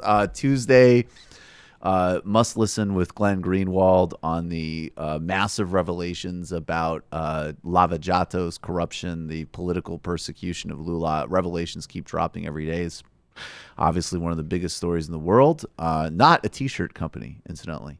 And then Bhaskar Sunkara and Ben Burgess came on. We talked about the Meidner Plan, which was this fascinating move towards sort of a really fully realized democratic socialism in Sweden in the 70s, the history of that. And then in the postgame, we talked about Steve Bannon and Thomas Friedman uniting to go after China. And what is a Marxist response to that? And what does that reveal about the supposed difference between globalization promoters and neo-fascists? And a debut of the Andrew Yang impression this weekend, primer on New Labor and the war against Jeremy Corbyn with Dawn Foster of The Jacobin and The Guardian, patreon.com/TMBS Michael Brooks Show on YouTube. I like that we're calling it the Jacobin now, like the Rolling Stone. It's very iconic. Definitely. The Jacobin. Okay. Jamie? This week on the Antifada, we had a great time talking with Ben Burgess about logic, milkshakes, and messy bitch Marxism. So check out the main episode and the bonus, which is out today, for hot takes on Ben Shapiro, Stefan Molyneux, and our little skirmish with him, Elon Musk and my little skirmish with him, and the YouTube deplatforming debate. Matt. Literary Hangover. Check out the Margaret Fuller episode if you haven't. Also, Such Were the Joys, George Orwell essay on his time at prep school. Next week, we're recording the Blythedale Romance, and we're going to talk about the early utopian socialists. Actually, the original socialists who used that name were the reason that Engels used communism.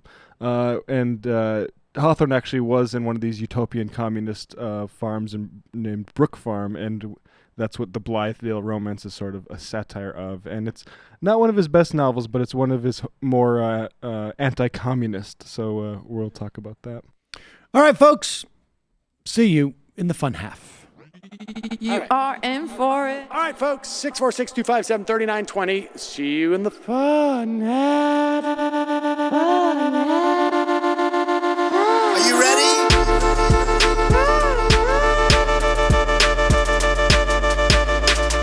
Who sent us this?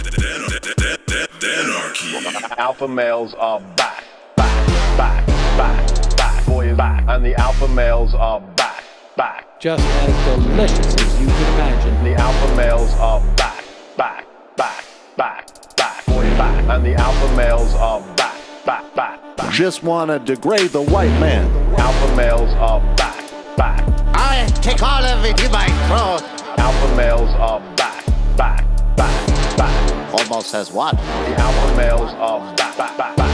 You are a madman. And the alpha males are back. I am a total cunt. Can we bring back DJ Danerky's song, please? Yeah, or a couple of them. Just put them in rotation. DJ Danerky. Well, the problem with those is they're like 45 seconds long, so I don't know if they're enough of a break. That's fucking nonsense. Hey, folks, reminder. I do not have Parkinson's. And the alpha males are psych. Fuck 'em.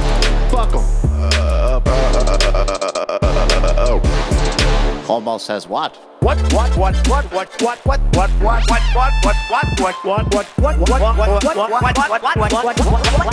Almost says what? Hell of a lot of bank. Hell of a lot of bank. Hell of a lot of bank. Hell of a lot of bank.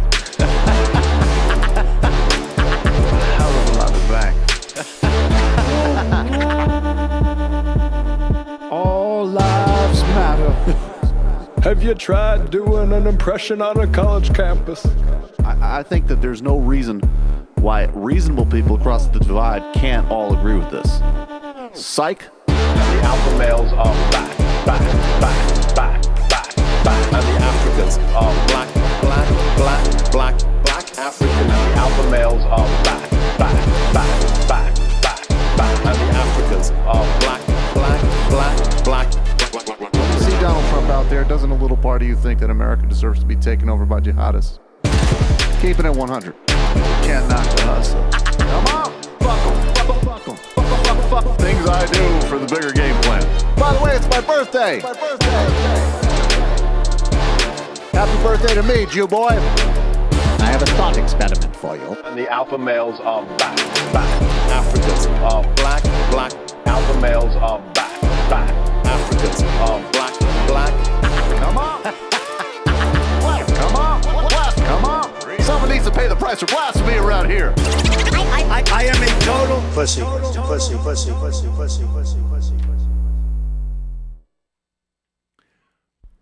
We are back. Sam Seder on the Majority Report.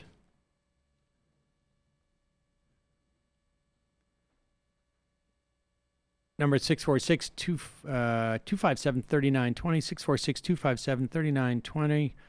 Let's go with a 919 number to start off the day. Who's this? Where are you calling from? Awesome. This is Omar from North Carolina again. I've called him one time before, but I want to call in today and ask you guys why you want to ban assault rifles if that is your position, right? That is all of you guys' position, right? I mean, I don't know about other folks here, but it's my position. Yes. All right, I'm just going to give you some quick facts about guns in this country and then ask you to justify your position. So of the top 24 mass shootings, 12 were done with semi-automatic rifles, assault rifles, 10 with semi-automatic pistols, 2 with revolvers, 3 with a shotgun, and 1 with a bolt-action rifle. And of the top 24 shootings where only one type of weapon was used, 4 were done with assault rifles, and 8 with semi-automatic pistols. And so, facts about homicide, 11,000 gun homicides happened in 2016, and 7,000 of them were with handguns, and 394 with some type of rifle, including assault rifles, and 262 with shotguns. And just to put that in context, 1,600 knife murders happened in 2016, 472 blunt objects, and 656 with hands or feet or something like that. So do you think we should ban semi-automatic pistols and assault rifles, or just assault rifles? And if so, why? Well, let me just say broadly that I'd like to ban all guns. And if there was an opportunity to ban semi-automatic weapons, then I would take it. So your data, if it's true, is not terribly relevant. Now, to me, at least, according to a FBI analysis, however, that there's a new study in the Journal of the American Medical Association. This is back from 2018. That compares the number of people hurt or killed in 248 active shooter incidents from 2000 to 2017 using FBI data. Scientists cross-referenced those incidents with court records and media reports to determine whether a weapon was a semi-automatic rifle. They found about a quarter of all those shootings involved such weapons, whereas the rest involved handguns, shotguns, and non-semi-automatic rifles. In total, these shootings wounded almost 900 people and killed more than 700. So that makes sense. That makes sense because 3,000 of the FBI's gun homicides were unlisted as the type of weapon, so those could involve some assault rifles there. But okay, but don't you think it's a little bit anti-freedom saying want to ban all guns? Do I think it's anti-freedom? Do you value freedom? I don't know. Do you feel like your freedom is inhibited by your not being able to have a rocket? You can't have a rocket. You can have a Katyusha rocket. You can have like a bazooka. Can you have a bazooka? You can have RPGs and stuff. Yeah. If you have the right license, you can get a bazooka. Yeah. Why do you feel you have to be licensed? Don't you think that licensed by the state inhibits your freedom too? Well, a little bit, but I think that's reasonable to say you have to have a license to have a gun. Okay. Well, I think it's reasonable to say that you don't need a semi-automatic weapon. You and I just have a different sense of what's reasonable. It's not a question of freedom, right? But that doesn't because make it you different. decide what freedom is. if- I get to decide what freedom is too. And freedom to me is to be able to send my you kids don't- to school, and not have to worry that some dude who has a semi-automatic weapon is going to come in and shoot them. I'd like that kind of freedom. I wouldn't worry about that because mass shootings aren't the majority of murders in this country. Okay. But Well, I wouldn't worry about your freedom to not have a semi-automatic weapon. What do you need it for? all right. Just because you don't need something doesn't mean it should be outlawed. You don't need a Ferrari. You don't need all these crazy fast cars. that What can about cause damage what about grenades? You think just what? What about grenades? Police? Police? I don't think it. Why Grenades? can't Yeah, I can't think we just that's- have grenades? We're fine. You can't have all types of explosives if you have the right license. Well, Yeah. why do I need a license? You should have to have a license. That's Why? my argument. Is you should have a license to have any type of weapon, just like you have to have a license. To have a Why? car. Like I'm not like a Republican or anything like that. I'm just saying that. Well, I'm not a Republican either, and I want to know why I have to have a license. Why do I have to have the state give me permission to own a grenade? I mean, I Because get it's it with a dangerous, car you have because to I'm not- driving on highways that are built by public funds. I get it for cars. Well, why? I can just go get a grenade. Why do I have to have a license? Because it's dangerous and you have to know how to use it, just like a car. What? It's dangerous and you have to know how to use it. What do you mean? Says who? I throw the grenade. If I want to I take, mean, it's just common sense. it's common sense. All right. Well, so what do you think That the a grenade licensing is- requirement should be you use for it a like semi-automatic after- weapon? I don't think there's any. I think you can just go to the store and get one. Do you think I don't that's a agree with problem? that, but Okay. So we don't. So we should add licensing requirements to a semi-automatic weapon. Here's what I'll tell you that I would feel comfortable yeah, but if with. you ban guns, I would put but if you ban all such guns, a strict license on it that that very, very few people could own such a weapon. I don't know about that. How many people own cars? You have to have a license for that. You have to go through a class. Yeah, but I would put very stringent. I would put same. How about this? I think we can find a compromise today. Same license that allows you to get a grenade, you can get a semi-automatic weapon. How's that? I mean, that's awesome. That's a cool common ground. I would just one more thing before you jump is like if you ban all guns, you're also eliminating sport shooting in this country necessarily by doing that. So that's gonna ruin a lot of people's hobbies and like just because you guys don't have guns doesn't mean a lot. Doesn't Well, mean that not other just people a don't hobby, like right? those. Like some people hunt for their food. I don't have a problem with hunting weapons, frankly. I mean, I have a lot of friends who take a deer a year and put it in their freezer, and in some instances, that's the only meat that they have for the year. I don't have a problem with that, really. Cool. But All right. but for the most part, any type of weapon that is not clearly limited for hunting purposes shouldn't be there. I think they should all have. You need to have a fingerprint ID on them because too many kids find these guns and blow their heads off. I 100% agree with that. And so we found some common ground there. Appreciate the call. All right. Bye-bye. Thanks, Sam. Wow. That was easy. Ideas. Bringing It was about ideas. people Brought to get them together. In a bringing That people conversation. ended together. Had a better than I conversation. thought it would. It was a nice conversation. Bringing people together. Sad girl, mom. I think gun control might be the only area on which I'm a moderate. Yeah, I mean, I think I was moderate in that my proposal moderate. You just need to have a licensing process like you would for grenades. Yeah, you need to be DSA.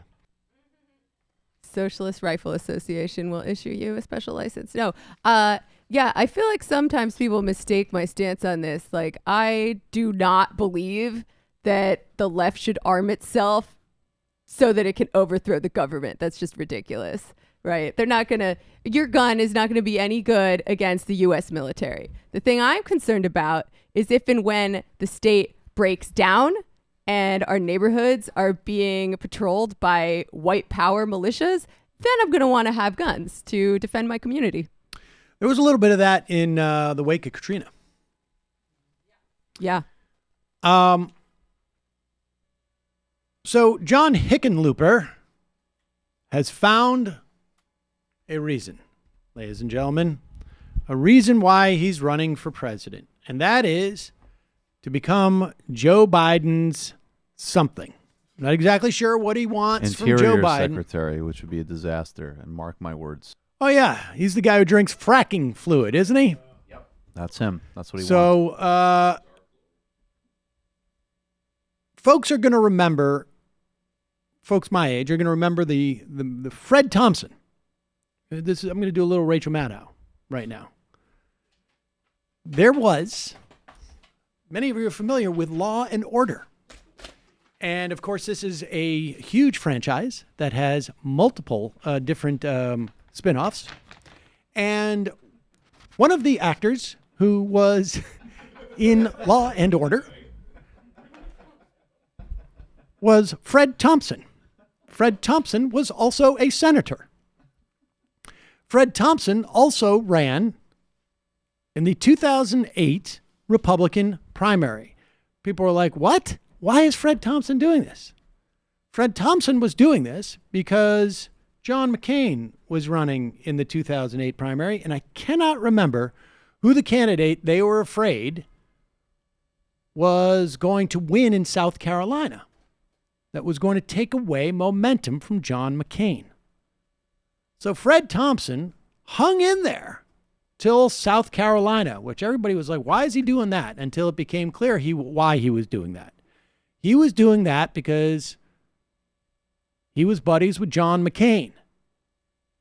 And the McCain campaign knew that Fred Thompson would be taking away votes from McCain's rival in South Carolina, where McCain maybe didn't have the full strength.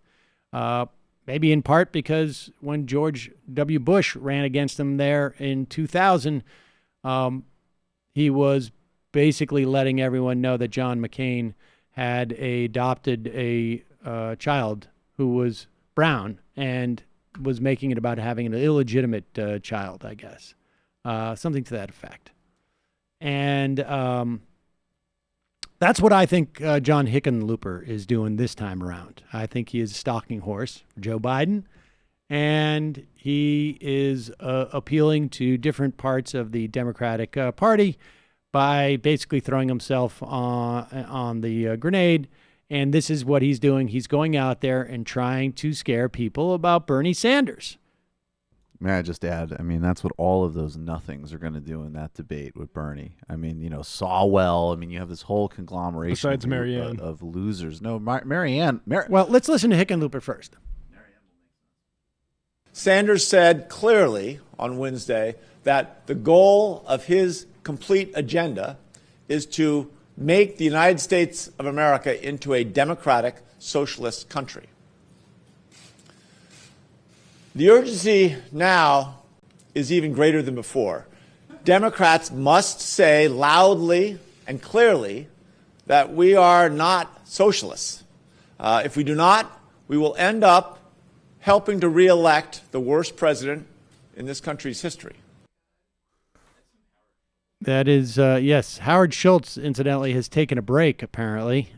His back is hurting him, and so he is off the campaign trail. Bill Burton, but I feel like this is super important. We better stay on. Still we better stay on. The just campaign. Yeah. And here is Bernie Sanders' response to Hickenlooper. I warn you, and let me warn the nation against the smooth evasion that says, of course we believe these things. We believe in social security. We believe in work for the unemployed. We believe in saving homes. cross our hearts and hope to die. We believe in all these things, but we do not like the way the present administration is doing them. Just turn them over to us. We will do all of them. We will do more of them. We will do them better. And most important of all, the doing of them will not cost anybody anything. That was so perfect, and that's Bernie what Sanders is the heir of. FDR and sending it back to John Hickenlooper. I mean, I don't know. I don't know how this Hickenlooper stuffer works or not, but that's what Hickenlooper's doing, and that presumably is what he's going to do in the debate, right? That's what a lot of them will do. But I really agree with Harvey K on this. Actually, I think particularly in the context of this primary, it's such an effective frame to say like, oh, okay, well, I'm the only one up here who doesn't hate FDR. Apparently, I'm the only one up here who wants to take the best best Democratic, best president in history besides Lincoln, who created programs that are still saving lives today and update it for the 21st century. So if you reject our, some of the most crucial legacies of our country in this party, good for you, but I'm going to get back to working on healthcare. And it's so good that he got out in front of all of this red baiting crap with his speech when he defined very clearly what he means when he says democratic socialism. Hickenlooper also responded here, says, FDR is one of my heroes, a great Democrat and a fellow governor with a record of accomplishment. See you at the debate center. But this reminds me, this is like the different thing is about technology and how he can use FDR as a surrogate now, just posting clips. It's like, I don't know. It's very, I hope that, it looks like Bernie's had somebody going through the FDR archives for weapons, basically. It's going to be interesting to see, the Truman quote was actually significant, too, that he used in the speech, where Truman basically was just like, every single good thing that's ever happened in this country has been called socialist by people who oppose to try to demonize it. And I know, by the way, to pundits and, internet posers that not all of these things are technically socialism. In the context of the campaign, this is enormously smart and effective of him to do. The only thing I wonder, honestly, is if it isn't sort of sidetracking. Now, maybe there is value in him getting this out of the way in terms of defining a democratic socialist. But I can't help but think that the brand is less relevant than the policies. And I hope that it doesn't become and it from that clip, it makes me think that he and his team understands that it's not about defending the term democratic socialist as much as it is about defending the policies and using the policies as the pivot point, which I think, that clip clearly does. Definitely. Yeah, and I think Americanizing it is brand work, which is really important. And people are going to call him a socialist no matter what. People are going to call these policies socialist no matter what. So it's a way to take back the narrative and say, actually, it is more about the policies than the label. And these policies are very popular. Going to be an interesting debate. I'm looking forward to it. I'm looking forward to both of them. And yes, of that stage, Marianne Williamson absolutely will be the second best candidate after Sanders in that lineup. First Are you kidding best me? vibes. No doubt. No, Bernie's got good vibes.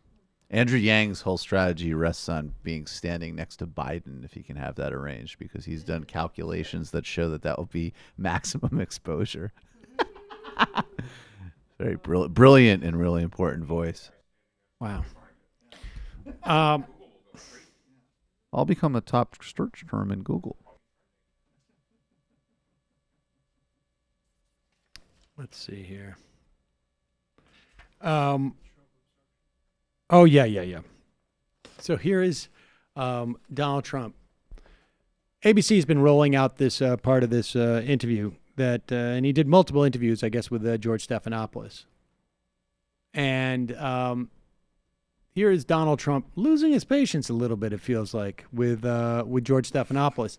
There's a little bit of like Michael Grimm involved in this. Michael Grimm, of course, was the former congressman from Staten Island who threatened to throw a New York One, I think it was, reporter over the side of in the rotunda in Congress, to throw him off the balcony and drop him down to the next floor. Donald Trump, I think, probably talks a little more than does in that situation. I think so. Than, Wait, Mike Grimm. did Tulsi Gabbard date Michael Grimm? Is that a true rumor? Is that a true rumor? I've literally heard. I'm asking you. I don't know. I have no idea. Okay. All right. I have no idea. All right, then I have no idea. Would have been a funny bit though. Here is Like, oh my God, Stephanopoulos that is so and Donald Trump talking about obstruction. But if you answer these questions to me now, why not answer them to Robert Mueller under oath? Because they were looking to get us for lies, for slight misstatements. I looked at what happened to people, and it was very unfair. Pause it for 1 second. I know people hate it when I pause after 3 seconds in a video, but why does Donald Trump look like he just walked off the set of Chernobyl, first of all? And I would also add that when you're asked why you didn't say this under oath, and your response is, because I didn't want to get caught in a lie, I feel like you're off message. But if you answer these questions to me now, why not answer them to Robert Mueller under oath? Because they were looking to get us for lies, for slight misstatements. I looked at what happened to people, and it was very unfair. Very, very unfair. Very unfair. I gave them 1.5 million pages of documents, right?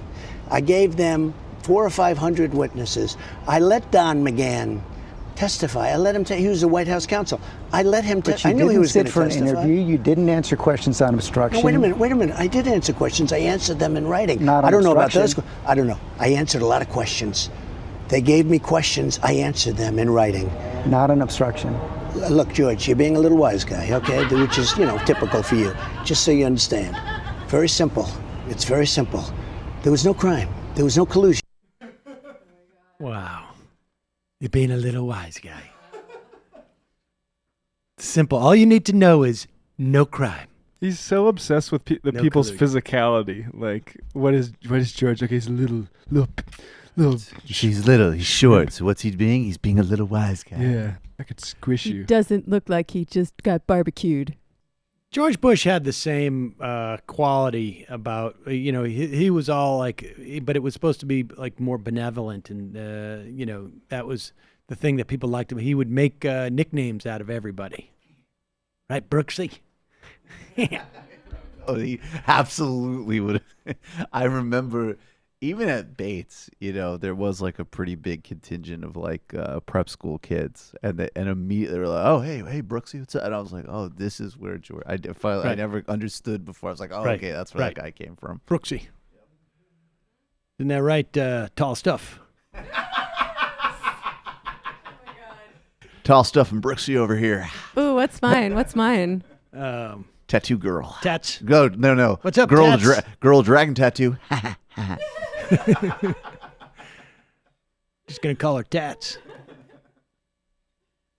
What you doing over there, Bren? I know, that is home movies. Okay, and this is very funny.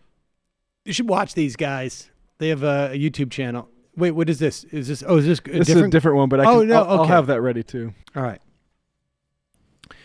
So a lot of people are trying to defend the president's, announcement, or just in the course of an interview, making it clear that he will take Oppo research from anybody, even if it's a foreign country. I don't even know they would even back it up necessarily. I'll take it as long as it favors me. I'll do it. I don't care. And so Gorka gets out there. Like, where does he get off getting is that the presidential seal in his studio? I worked for him, yes. I was a politically commissioned officer. And is this new too? Has he always had the Twin Towers in the background? I think they've been there for at least a little bit. He's got the Blue Lives Matter flag too. And then he has like an ancient reel-to-reel recording device, which he obviously doesn't use. But I got this for a good deal from Ace of Base. Just want to make sure, understand it. Fellow travelers there. I'm on radio. Here it is. And is this the Relief Factor, or is that an ad? I think that must be an ad. I don't know, but his show is America First. And why does he have a flag like in the foreground? It's weird. All right, but here is Gorka. The president said, and you heard the audio, we'll play it again, I'm sure, in the next hour, if a country like Norway provided relevant, damaging information, I would listen to it. Now, what is Norway? Norway is an ally. It is actually a treaty ally of the United States.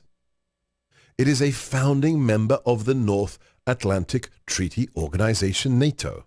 And yes, if an allied nation had intelligence about some dastardly history with regards to a political candidate, you would be obliged to listen to them. It's what allies do. Not just in wartime, but in peacetime. We share information with each other. And if that information is about people who are subverting national security, to ignore it would be the reprehensible act. I don't know if Gorka really got the point. Well, Gorka is changing the point because, one, Hillary Clinton was not subverting the national security of the United States with the emails that went back and forth in her campaign. A, and B, that's actually, he just retold how the whole Mueller investigation came to be. It was a former Australian diplomat, treated country, that tipped off the FBI to a conversation he had with Papadopoulos. That's what got the investigation, wasn't the criminal investigation, wasn't the Mueller investigation, but it was the Intel investigation off and rolling. But Gorka's got a Gork, which is why this is even better. This is the Not Even a Show. And this is one of my new favorite YouTube pages. These guys call up and do prank phone calls to right-wing talk shows, and then cut them up in sort of a. There's a little bit of like Vic Berger. Yeah, and, definitely. And this is good stuff, though. Here it is. Adjectives, very important. And if we can enlarge your vocabulary with more adjectives, we will do so. John, line 4, Idaho, welcome to America First. Hey, Mr. Gorka, thank you so much for taking my call. I'm Sure. a huge fan. Super excited that you have the radio show for me to listen to every day. I got a liberal sister she gives me a hard time about being such a fan. She says she calls you a big-headed bootlicker and all sorts of nasty stuff Is like that. Is she older or younger?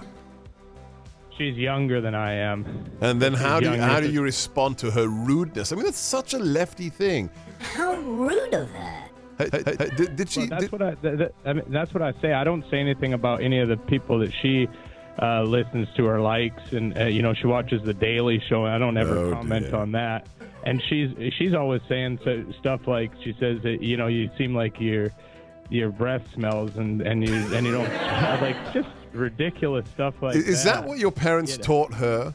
I mean, I hope not, because I was taught the same thing, and I don't talk like that. She says, "Oh, he's got nice 3-piece suits, but you can put a 3-piece suit on a piece of dog crap. It's still a piece of dog crap, and he's actually one of the ugliest and biggest losers on the entire terrestrial radio." How hateful she is. What's her first name? Yeah. What's your sister's first name, John?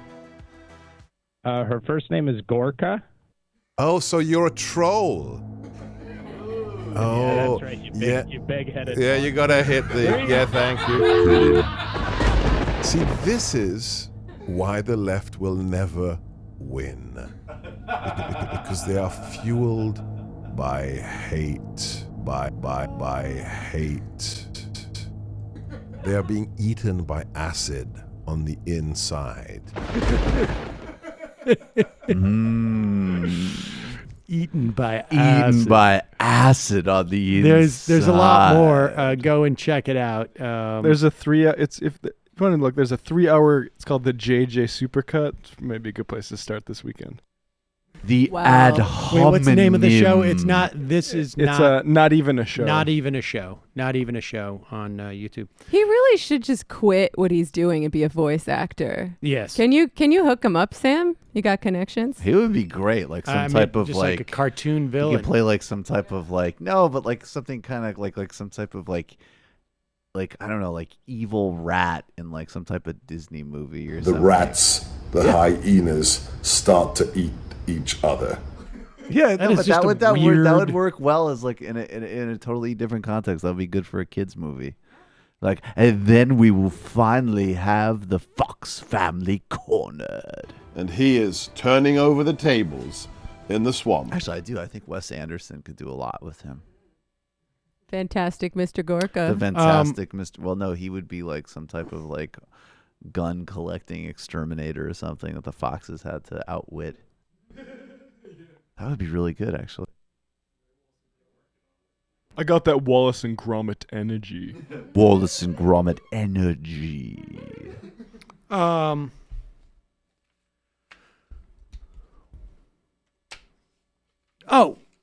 this is pretty funny. Donald Trump apparently is not aware of how he won the last election.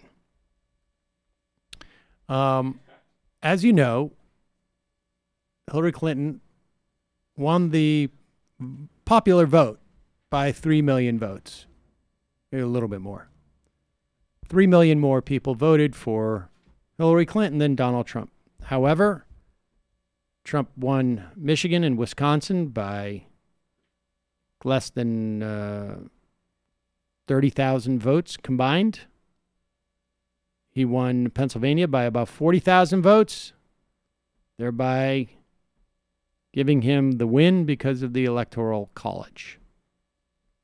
Here's Donald Trump explaining to Fox and Friends how the Electoral College actually does not favor Republicans. It favors Democrats, despite this. He must be a really great candidate. I think we're going to do great. Now, look, we're going to have a competitive race. It's always tougher for the Republican because, I don't know, people never cover this, but the Electoral College is very much steered to the Democrats. It's a big advantage for the Democrats. It's very much harder for the Republicans to win. And I think we're going to do very well. I think we're going to have a great election because of what we've done and what we've accomplished. And you have detailed some of those accomplishments during our 32 minutes with you. Sounds like they got to go. I have a proposal. If the Electoral College disadvantages Republicans so much, let's just get rid of it. Let's join together in the interest of National fair play. Popular vote. There was one other state that just voted for it. Was it Oregon or Washington State? Somewhere out west. Nevada voted for it, but the governor rejected it. But there was another state that just passed it as well. Yeah, Trump should use his executive powers to get rid of the Electoral College. I agree. Save Republicans, Trump. He doesn't even need to use the electoral. I think he could just come out and say it, and that would probably help. All right, lastly, let's talk about this. Lou Dobbs, not terribly relevant, but fun to laugh at. And it is Friday. Here he is. He's getting very upset that the pretty picture of the new Air Force One has been ruined, and he's taking it out on his producers. I'm starting to worry about Lou Dobbs a little bit. Not really worry, but... President Trump unveiling a new patriotic paint job for the new Air Force One. And this, I think you will like. We can't wait to hear from you. As we zoom in on the pictures, I think it'll be even more impressive. We are going to zoom, right, folks? This blue base and white top, and no, we're going to just keep that thumb right in the center of the picture, apparently. You know what? I hate to think that we're going to do such a disservice to this rendering. I think it's beautiful, the blue base, the red stripe. But you know what? Most people can't see that, so I don't know which producer did this, because no, we're going to have a special bonus for you. The scheme involves a blue base, a white top, a thin red line through the middle. Isn't it better for me to describe it than to actually show you a close picture revealing this new design? I apologize for that. The jet would be much bigger than the existing presidential aircraft, by the way. Boeing scheduled to deliver the 2 new aircraft by 2024. The president will be in, it's just in time for his second term. I'm looking forward to that. Up next, Ed, thanks so much. And Ed didn't have anything to do with those graphics. Wow, he seems to be pretty upset. What a grouchy If I was his prick. producer, I'd be like, it's a paint job, you dumb Nazi. Yeah, like, seriously. who cares? Jesus. If I was his producer, I'd be like, you know what? Let's include the thumb again tomorrow, and maybe New they'll paint shoot job. some more Cardisol through this old bastard system. Let's go to the phones. Calling from a 708 area code. Who's this? Where are you calling from? Hey, Sam. This is Dragon Slayer 19 calling from the Chicagoland area. How is everyone today? Dragon Slayer 19. Good to hear from you. Glad it's not Dragon Slayer 1 through 18. Well, thank you. So I had 2 quick things I want to talk about. First, Sam, I have to be honest, I'm a little bit depressed because I heard that Michael's live show in Chicago was canceled. But I wanted to reassure people that there are still reasons to come to Chicago. Excuse me, Dragon specifically Slayer. the I'm going to socialism. step on you. That was a joke from the meditation retreat. The Chicago show is still on.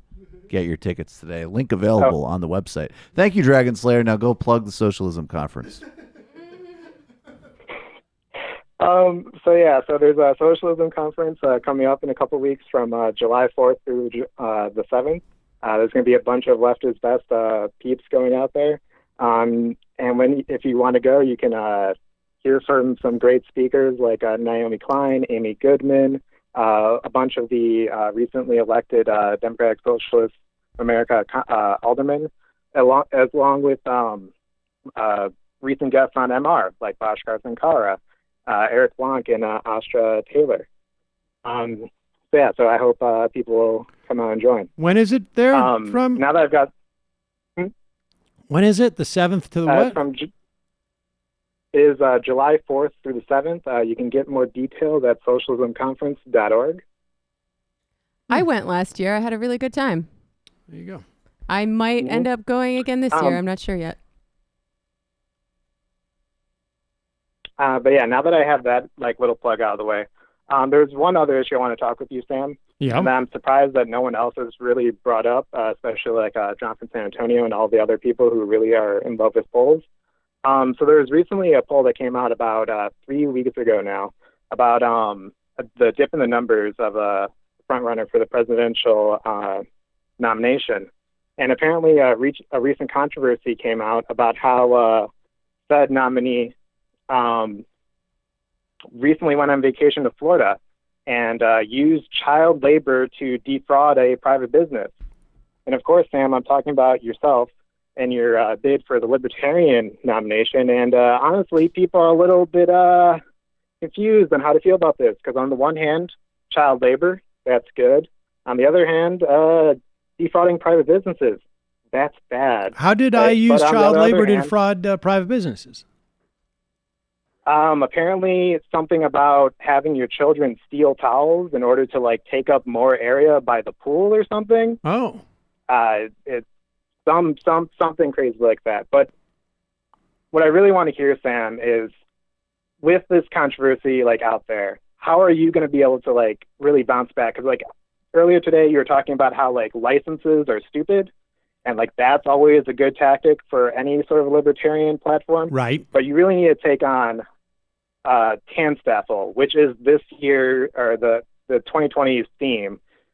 And so I hope you'll explain to us how you're going to incorporate that into your platform so we can kind of see a return to your domination in the polls. Anyways, I appreciate thank you. I'll that. take my answer off air. Okay. I did not know what he was talking about. What is Can Stessel? What is that? I didn't get anything other than never use a canceled TMBS show as a launching point for your plugs, buddy. Yeah, it's not going to work. Gotta be careful with that. Got to be very careful. All right, I get it. You're a little wise guy. Okay, so the socialism conference is coming up. Yeah, we get it. We get it. It's Calling very from funny. a Good little 615 premise. area code. Socialism conference is coming. Okay, fine. 615 area code. Hey, this is Chris from Washington. Chris from Washington. What's on your mind? How are you guys doing? Well, I had two things. The first is that I really earned my paycheck as part of your infiltration crew because I called into David Feldman about him deplatforming you. Okay, I appreciate that. So I called in and I left a voicemail because I guess you have to be a member or whatever to actually call into the show. Wow. And he made a video last night with my voicemail in it. And the funny thing, so the video has a thumbnail of him dressed like you. Yeah. Which is pretty disturbing, although the set is the exact same since he stole yours, obviously. And can we pull that I picture know up? Michael asked for a ballpark of what he was going to say, but I think that's a little too specific. So I'm going to give like a 10,000 foot view. Basically, yeah, man, he's real serious about this deplatforming. You know, he's so serious, he pled ignorance like he had no idea what he was talking about. Wow. And then he said something about, oh, you know, here's the maybe picture. this is about the tattletale thing. And then he said you were a Russian and you like dolls or something to that effect. I wasn't really paying attention. So he But I said need I'm to like get a your Russian opinion doll? back on- No, he said Sam was like a Russian troll? Doll. A Russian doll. Oh, got Yeah. it. I'm sorry. Wow. For those who are listening, you need to look up this horrifying picture. It's pretty disturbing, yeah. It's pretty disturbing stuff. And you know what? He Wow. talked And about it David the whole made this without picture, you're showing saying? A single clip from your show. So he's pretty serious about it. Wow. About deplatforming it. Well, I appreciate the call. We would not have heard about this. Thank you. Well,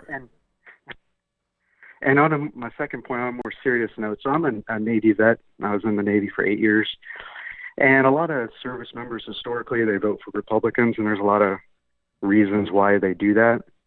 But I haven't seen any candidates make any real serious effort to try to actually speak out to service members and veterans to try to get them to go more progressive. Like individually, a lot of vets and service members actually do think fairly progressively, but when you get them into big groups, they're real conservative. And so, it's not really. I don't think it would be a difficult sell because TRICARE would be very similar to Medicare for all, and you know, they're getting a government paycheck and all that kind of stuff. So, have you guys seen anybody that's actually trying to speak out to push active duty service members and vets towards a progressive platform, or? Yes. All I've seen is the normal pandering that they like to do. So. Jamie has. You did, Tattoo Girl? Go ahead, Tattoo Girl. Yeah, I mean, I know I plug him a decent amount, but Spencer Rapone, the commie cadet who got kicked out of the army for wearing a Che shirt and holding up a hat that said "Communism will win" at his West Point graduation ceremony. I mean, he might be more to the left than you're talking about, but he has made a very good case for why there's lots of potential for class consciousness, radicalization even, and certainly convincing people to be more progressive within the military. He made a great podcast called Eyes Left that's geared towards current and former active duty service members. And I just think it's really good. Can I just bring both of those themes together and say, how do you feel as a veteran? And I think those of us on the left should support veterans and respect them. How do you feel, setting a U.S. empire aside, some element of serving your country on behalf of things like freedom of speech and open society, and seeing David Feldman just so ruthlessly run over those values? How does that feel to you? Oh, totally against it. That's why I serve in your infiltration crew. Well, would you say as a troop, as a veteran? Thank you for your service, and thank you also for your work in the military. Appreciate that. Thanks a lot. Also, are you saying Pac-Man hates troops? What? I'm saying I don't know. Did he say the Pac-Man hates troops? I don't know. I might have implied it. Yeah, it's worth exploring. It's pretty rough stuff. Let's go to the phones. You calling from a 347 area code. Who's this? Where are you calling from? Hey, Sam. This is Eric from Queens. Eric from Queens. What's on your mind, Eric? So FYI, TANSTAFL stands for There Ain't No Such Thing as a Free Lunch. It's a common libertarian acronym. So that's probably what he was going on about. Thank you. So I emailed you guys about this earlier in the week. I don't know if you saw it. Are you familiar with the video platform Library, spelled LBRY? Wait, say again? Are you familiar with the video platform called Library, spelled LBRY? No. So yeah, it's kind of this growing crypto video platform that I got interested in a while ago just for promoting some of my own stuff, and I forgot about it like all these other alternatives. But I've been getting newsletters promoting Gavin McInnes on this program, and I fired it up, and it's got a bunch of stuff from Tim Pool. I'm not sure if I actually know who that is, but I think he's a bad guy. Some like pro Brett Weinstein stuff, and there's a whole bunch of like LBRY. And on their Twitter, they're LBRY.com. Yeah, it seems they function a little bit differently from how YouTube monetizes itself and how these other social media companies do. But it's very clearly had a pro Jordan Peterson, pro Steven Crowder bent, whining and crying about, free speech going away. And what's concerning to me is also the amount of gamer videos on here. And you never know how these things blow up. I actually think David Pac-Man is somewhere in here. But clearly, like even when I fire up the app, the first thing it promotes is Gavin McInnes. Wow. So it may be something worth looking into. And if not, maybe even you guys getting some of your videos up on here to compete in this free marketplace of ideas. Or whatever We'll look into it. About. We'll look into it. Yeah, check it out. All right, thanks. I appreciate it. Thanks.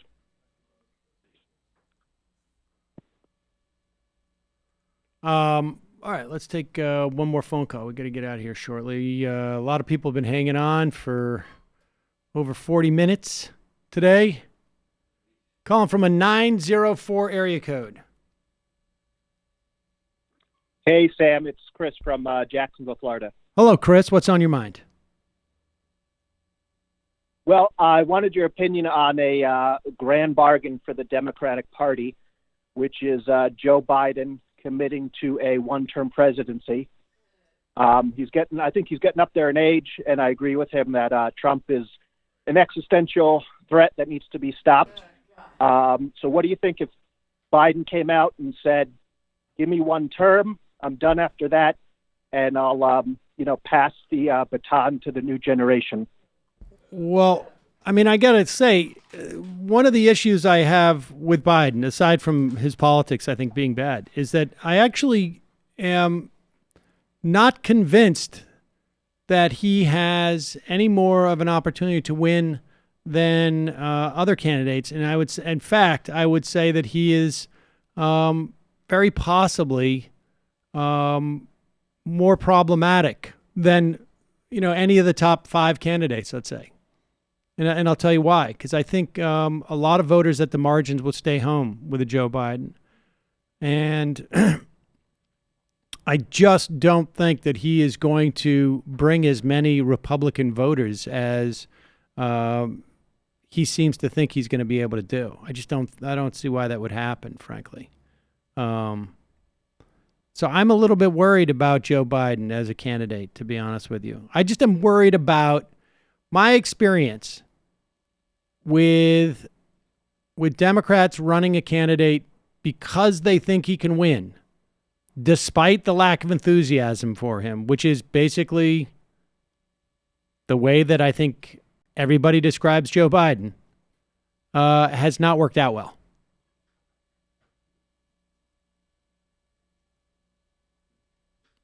Yeah, I agree with that. Although I would say, focusing on the swing states, I think, if Trump does win, I think he's going to lose the popular vote probably even more than he did last time. I think focusing on the swing states, I think Biden is still pretty strong.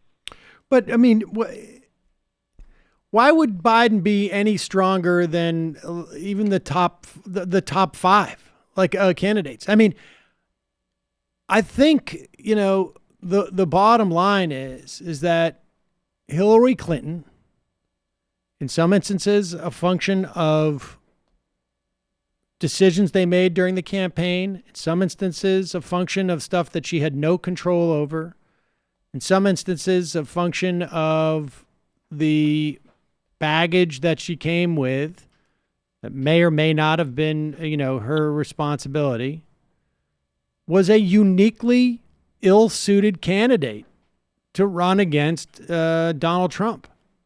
And it's just like this presumption that Joe Biden is a slam dunk, I think, is wrong. And I'm worried about running a candidate. I think he could win.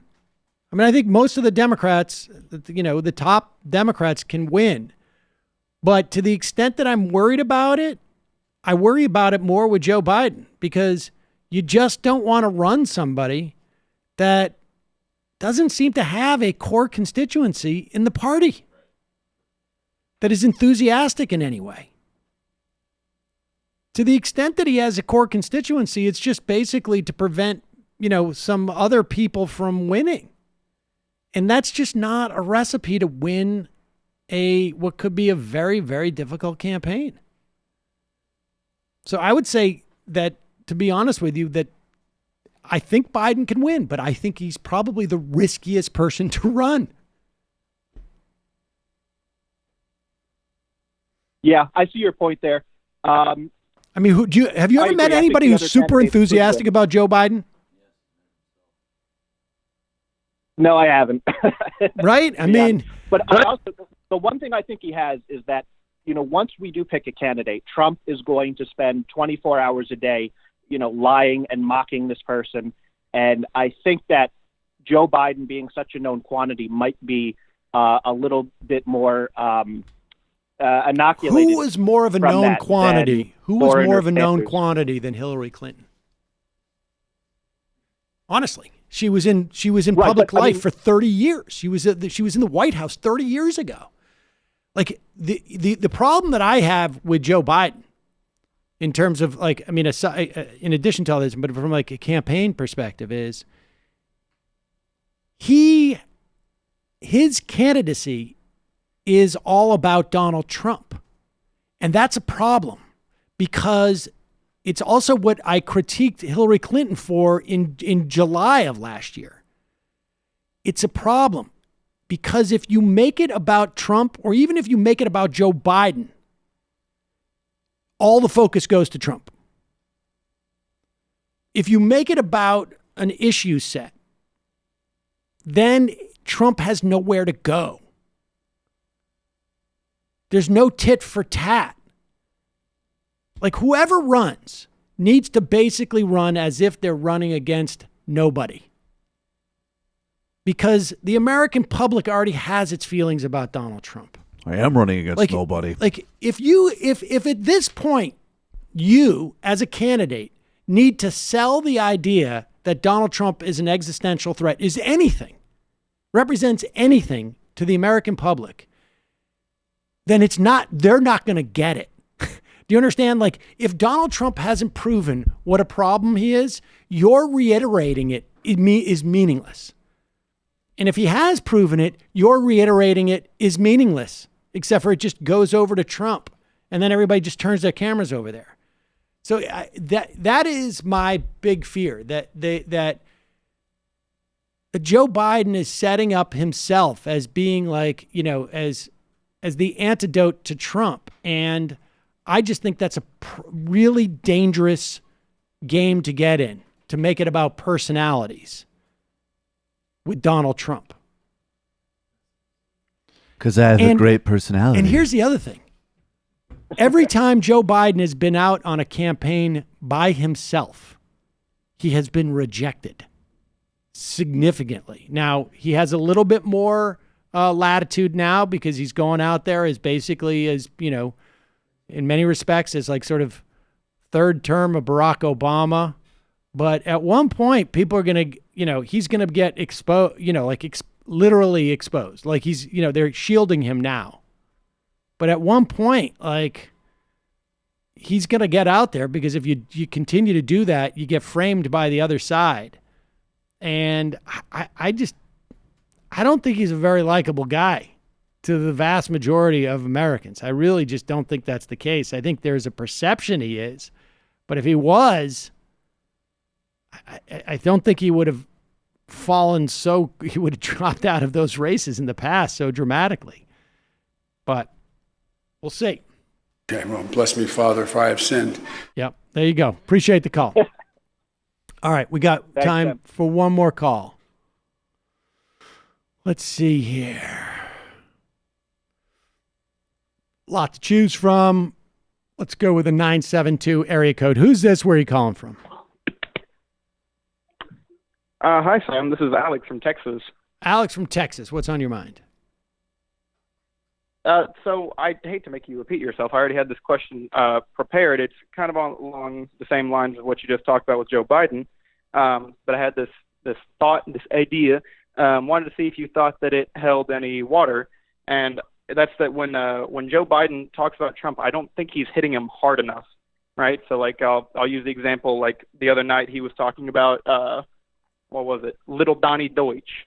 And everybody knows Trump's a bully. He's not really, going to win anything over or damage Trump in any way with talking like that. Like when you hit Trump, you got to hit him hard. So I was just wondering your thoughts on that. So wait a sec. You saying that Biden doesn't hit Trump hard? Hard enough, yes. Well, I just don't think that you even bother. I think you don't even bother to go after Trump like this. This is a silly construction. Like I say, if you need to sell to the American public that Donald Trump is bad for America at this point, then guess what? They're not buying it. Everybody who's going to buy that proposition 100%. Has already bought it. You're just flogging something that they don't want. You got to go out there and basically say, this is why I'm running, and sell yourself. Donald Trump does not need help turning off voters. He doesn't.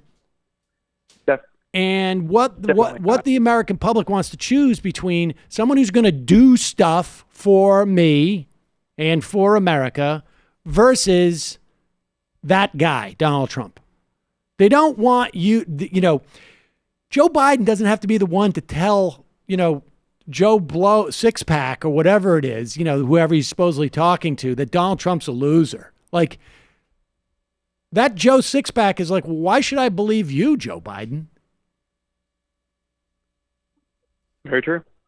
So I think like the construct of like he's got to hit him harder. That's stupid. Don't watch Donnie Deutsch. Donnie Deutsch is an idiot. Come on. Hack. Jesus Christ. No, definitely not. Don't waste your time. One more thing before I go. Yeah. I was wondering, Sam, if you could just give me a random piece of life advice. Sure. Just anything. Of course. I mean, everybody comes to me for advice. Yeah. No, I mean, literally, like, give me your choice of random advice. Oh. You don't have an exact problem. I see. Use Skillshare. You got to give. Well, yeah. Use Skillshare. That's a good idea. I mean, give me a context. How to be a better person. Oh, yeah. Don't even try and do that. Appreciate the call, Alex. Hang in there. How about that? Hang in there. How about don't cause us to go late with your call? No. Yes, indeed. Boo. You know what? Yes, indeed. Hiss. Here's my advice. Don't listen to Michael Brooks. Listen to Michael Roberts. Come in. You come listen in. to Michael Roberts. All right, That's folks. fucking smart. All right, That was our final call of the day. 2:47. Michael hasn't eaten yet, apparently, so he's getting a little cranky. That's exactly right. We are childish. Children. All right, folks. See you on Monday. It might take all the strength I got to get to where I want, but I know somehow I'm gonna get there. I wasn't looking when I just got caught between the truth and the lie bar, but finding out won't make me feel any better.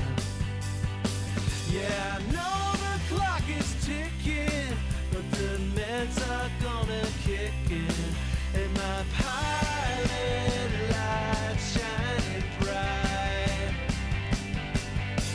I guess somewhere the choice was made for the option where you don't get paid, for the road that bends before it finally breaks you. I guess somehow I lost my drive between the 101 and the 5. Do you know how far the detour takes you?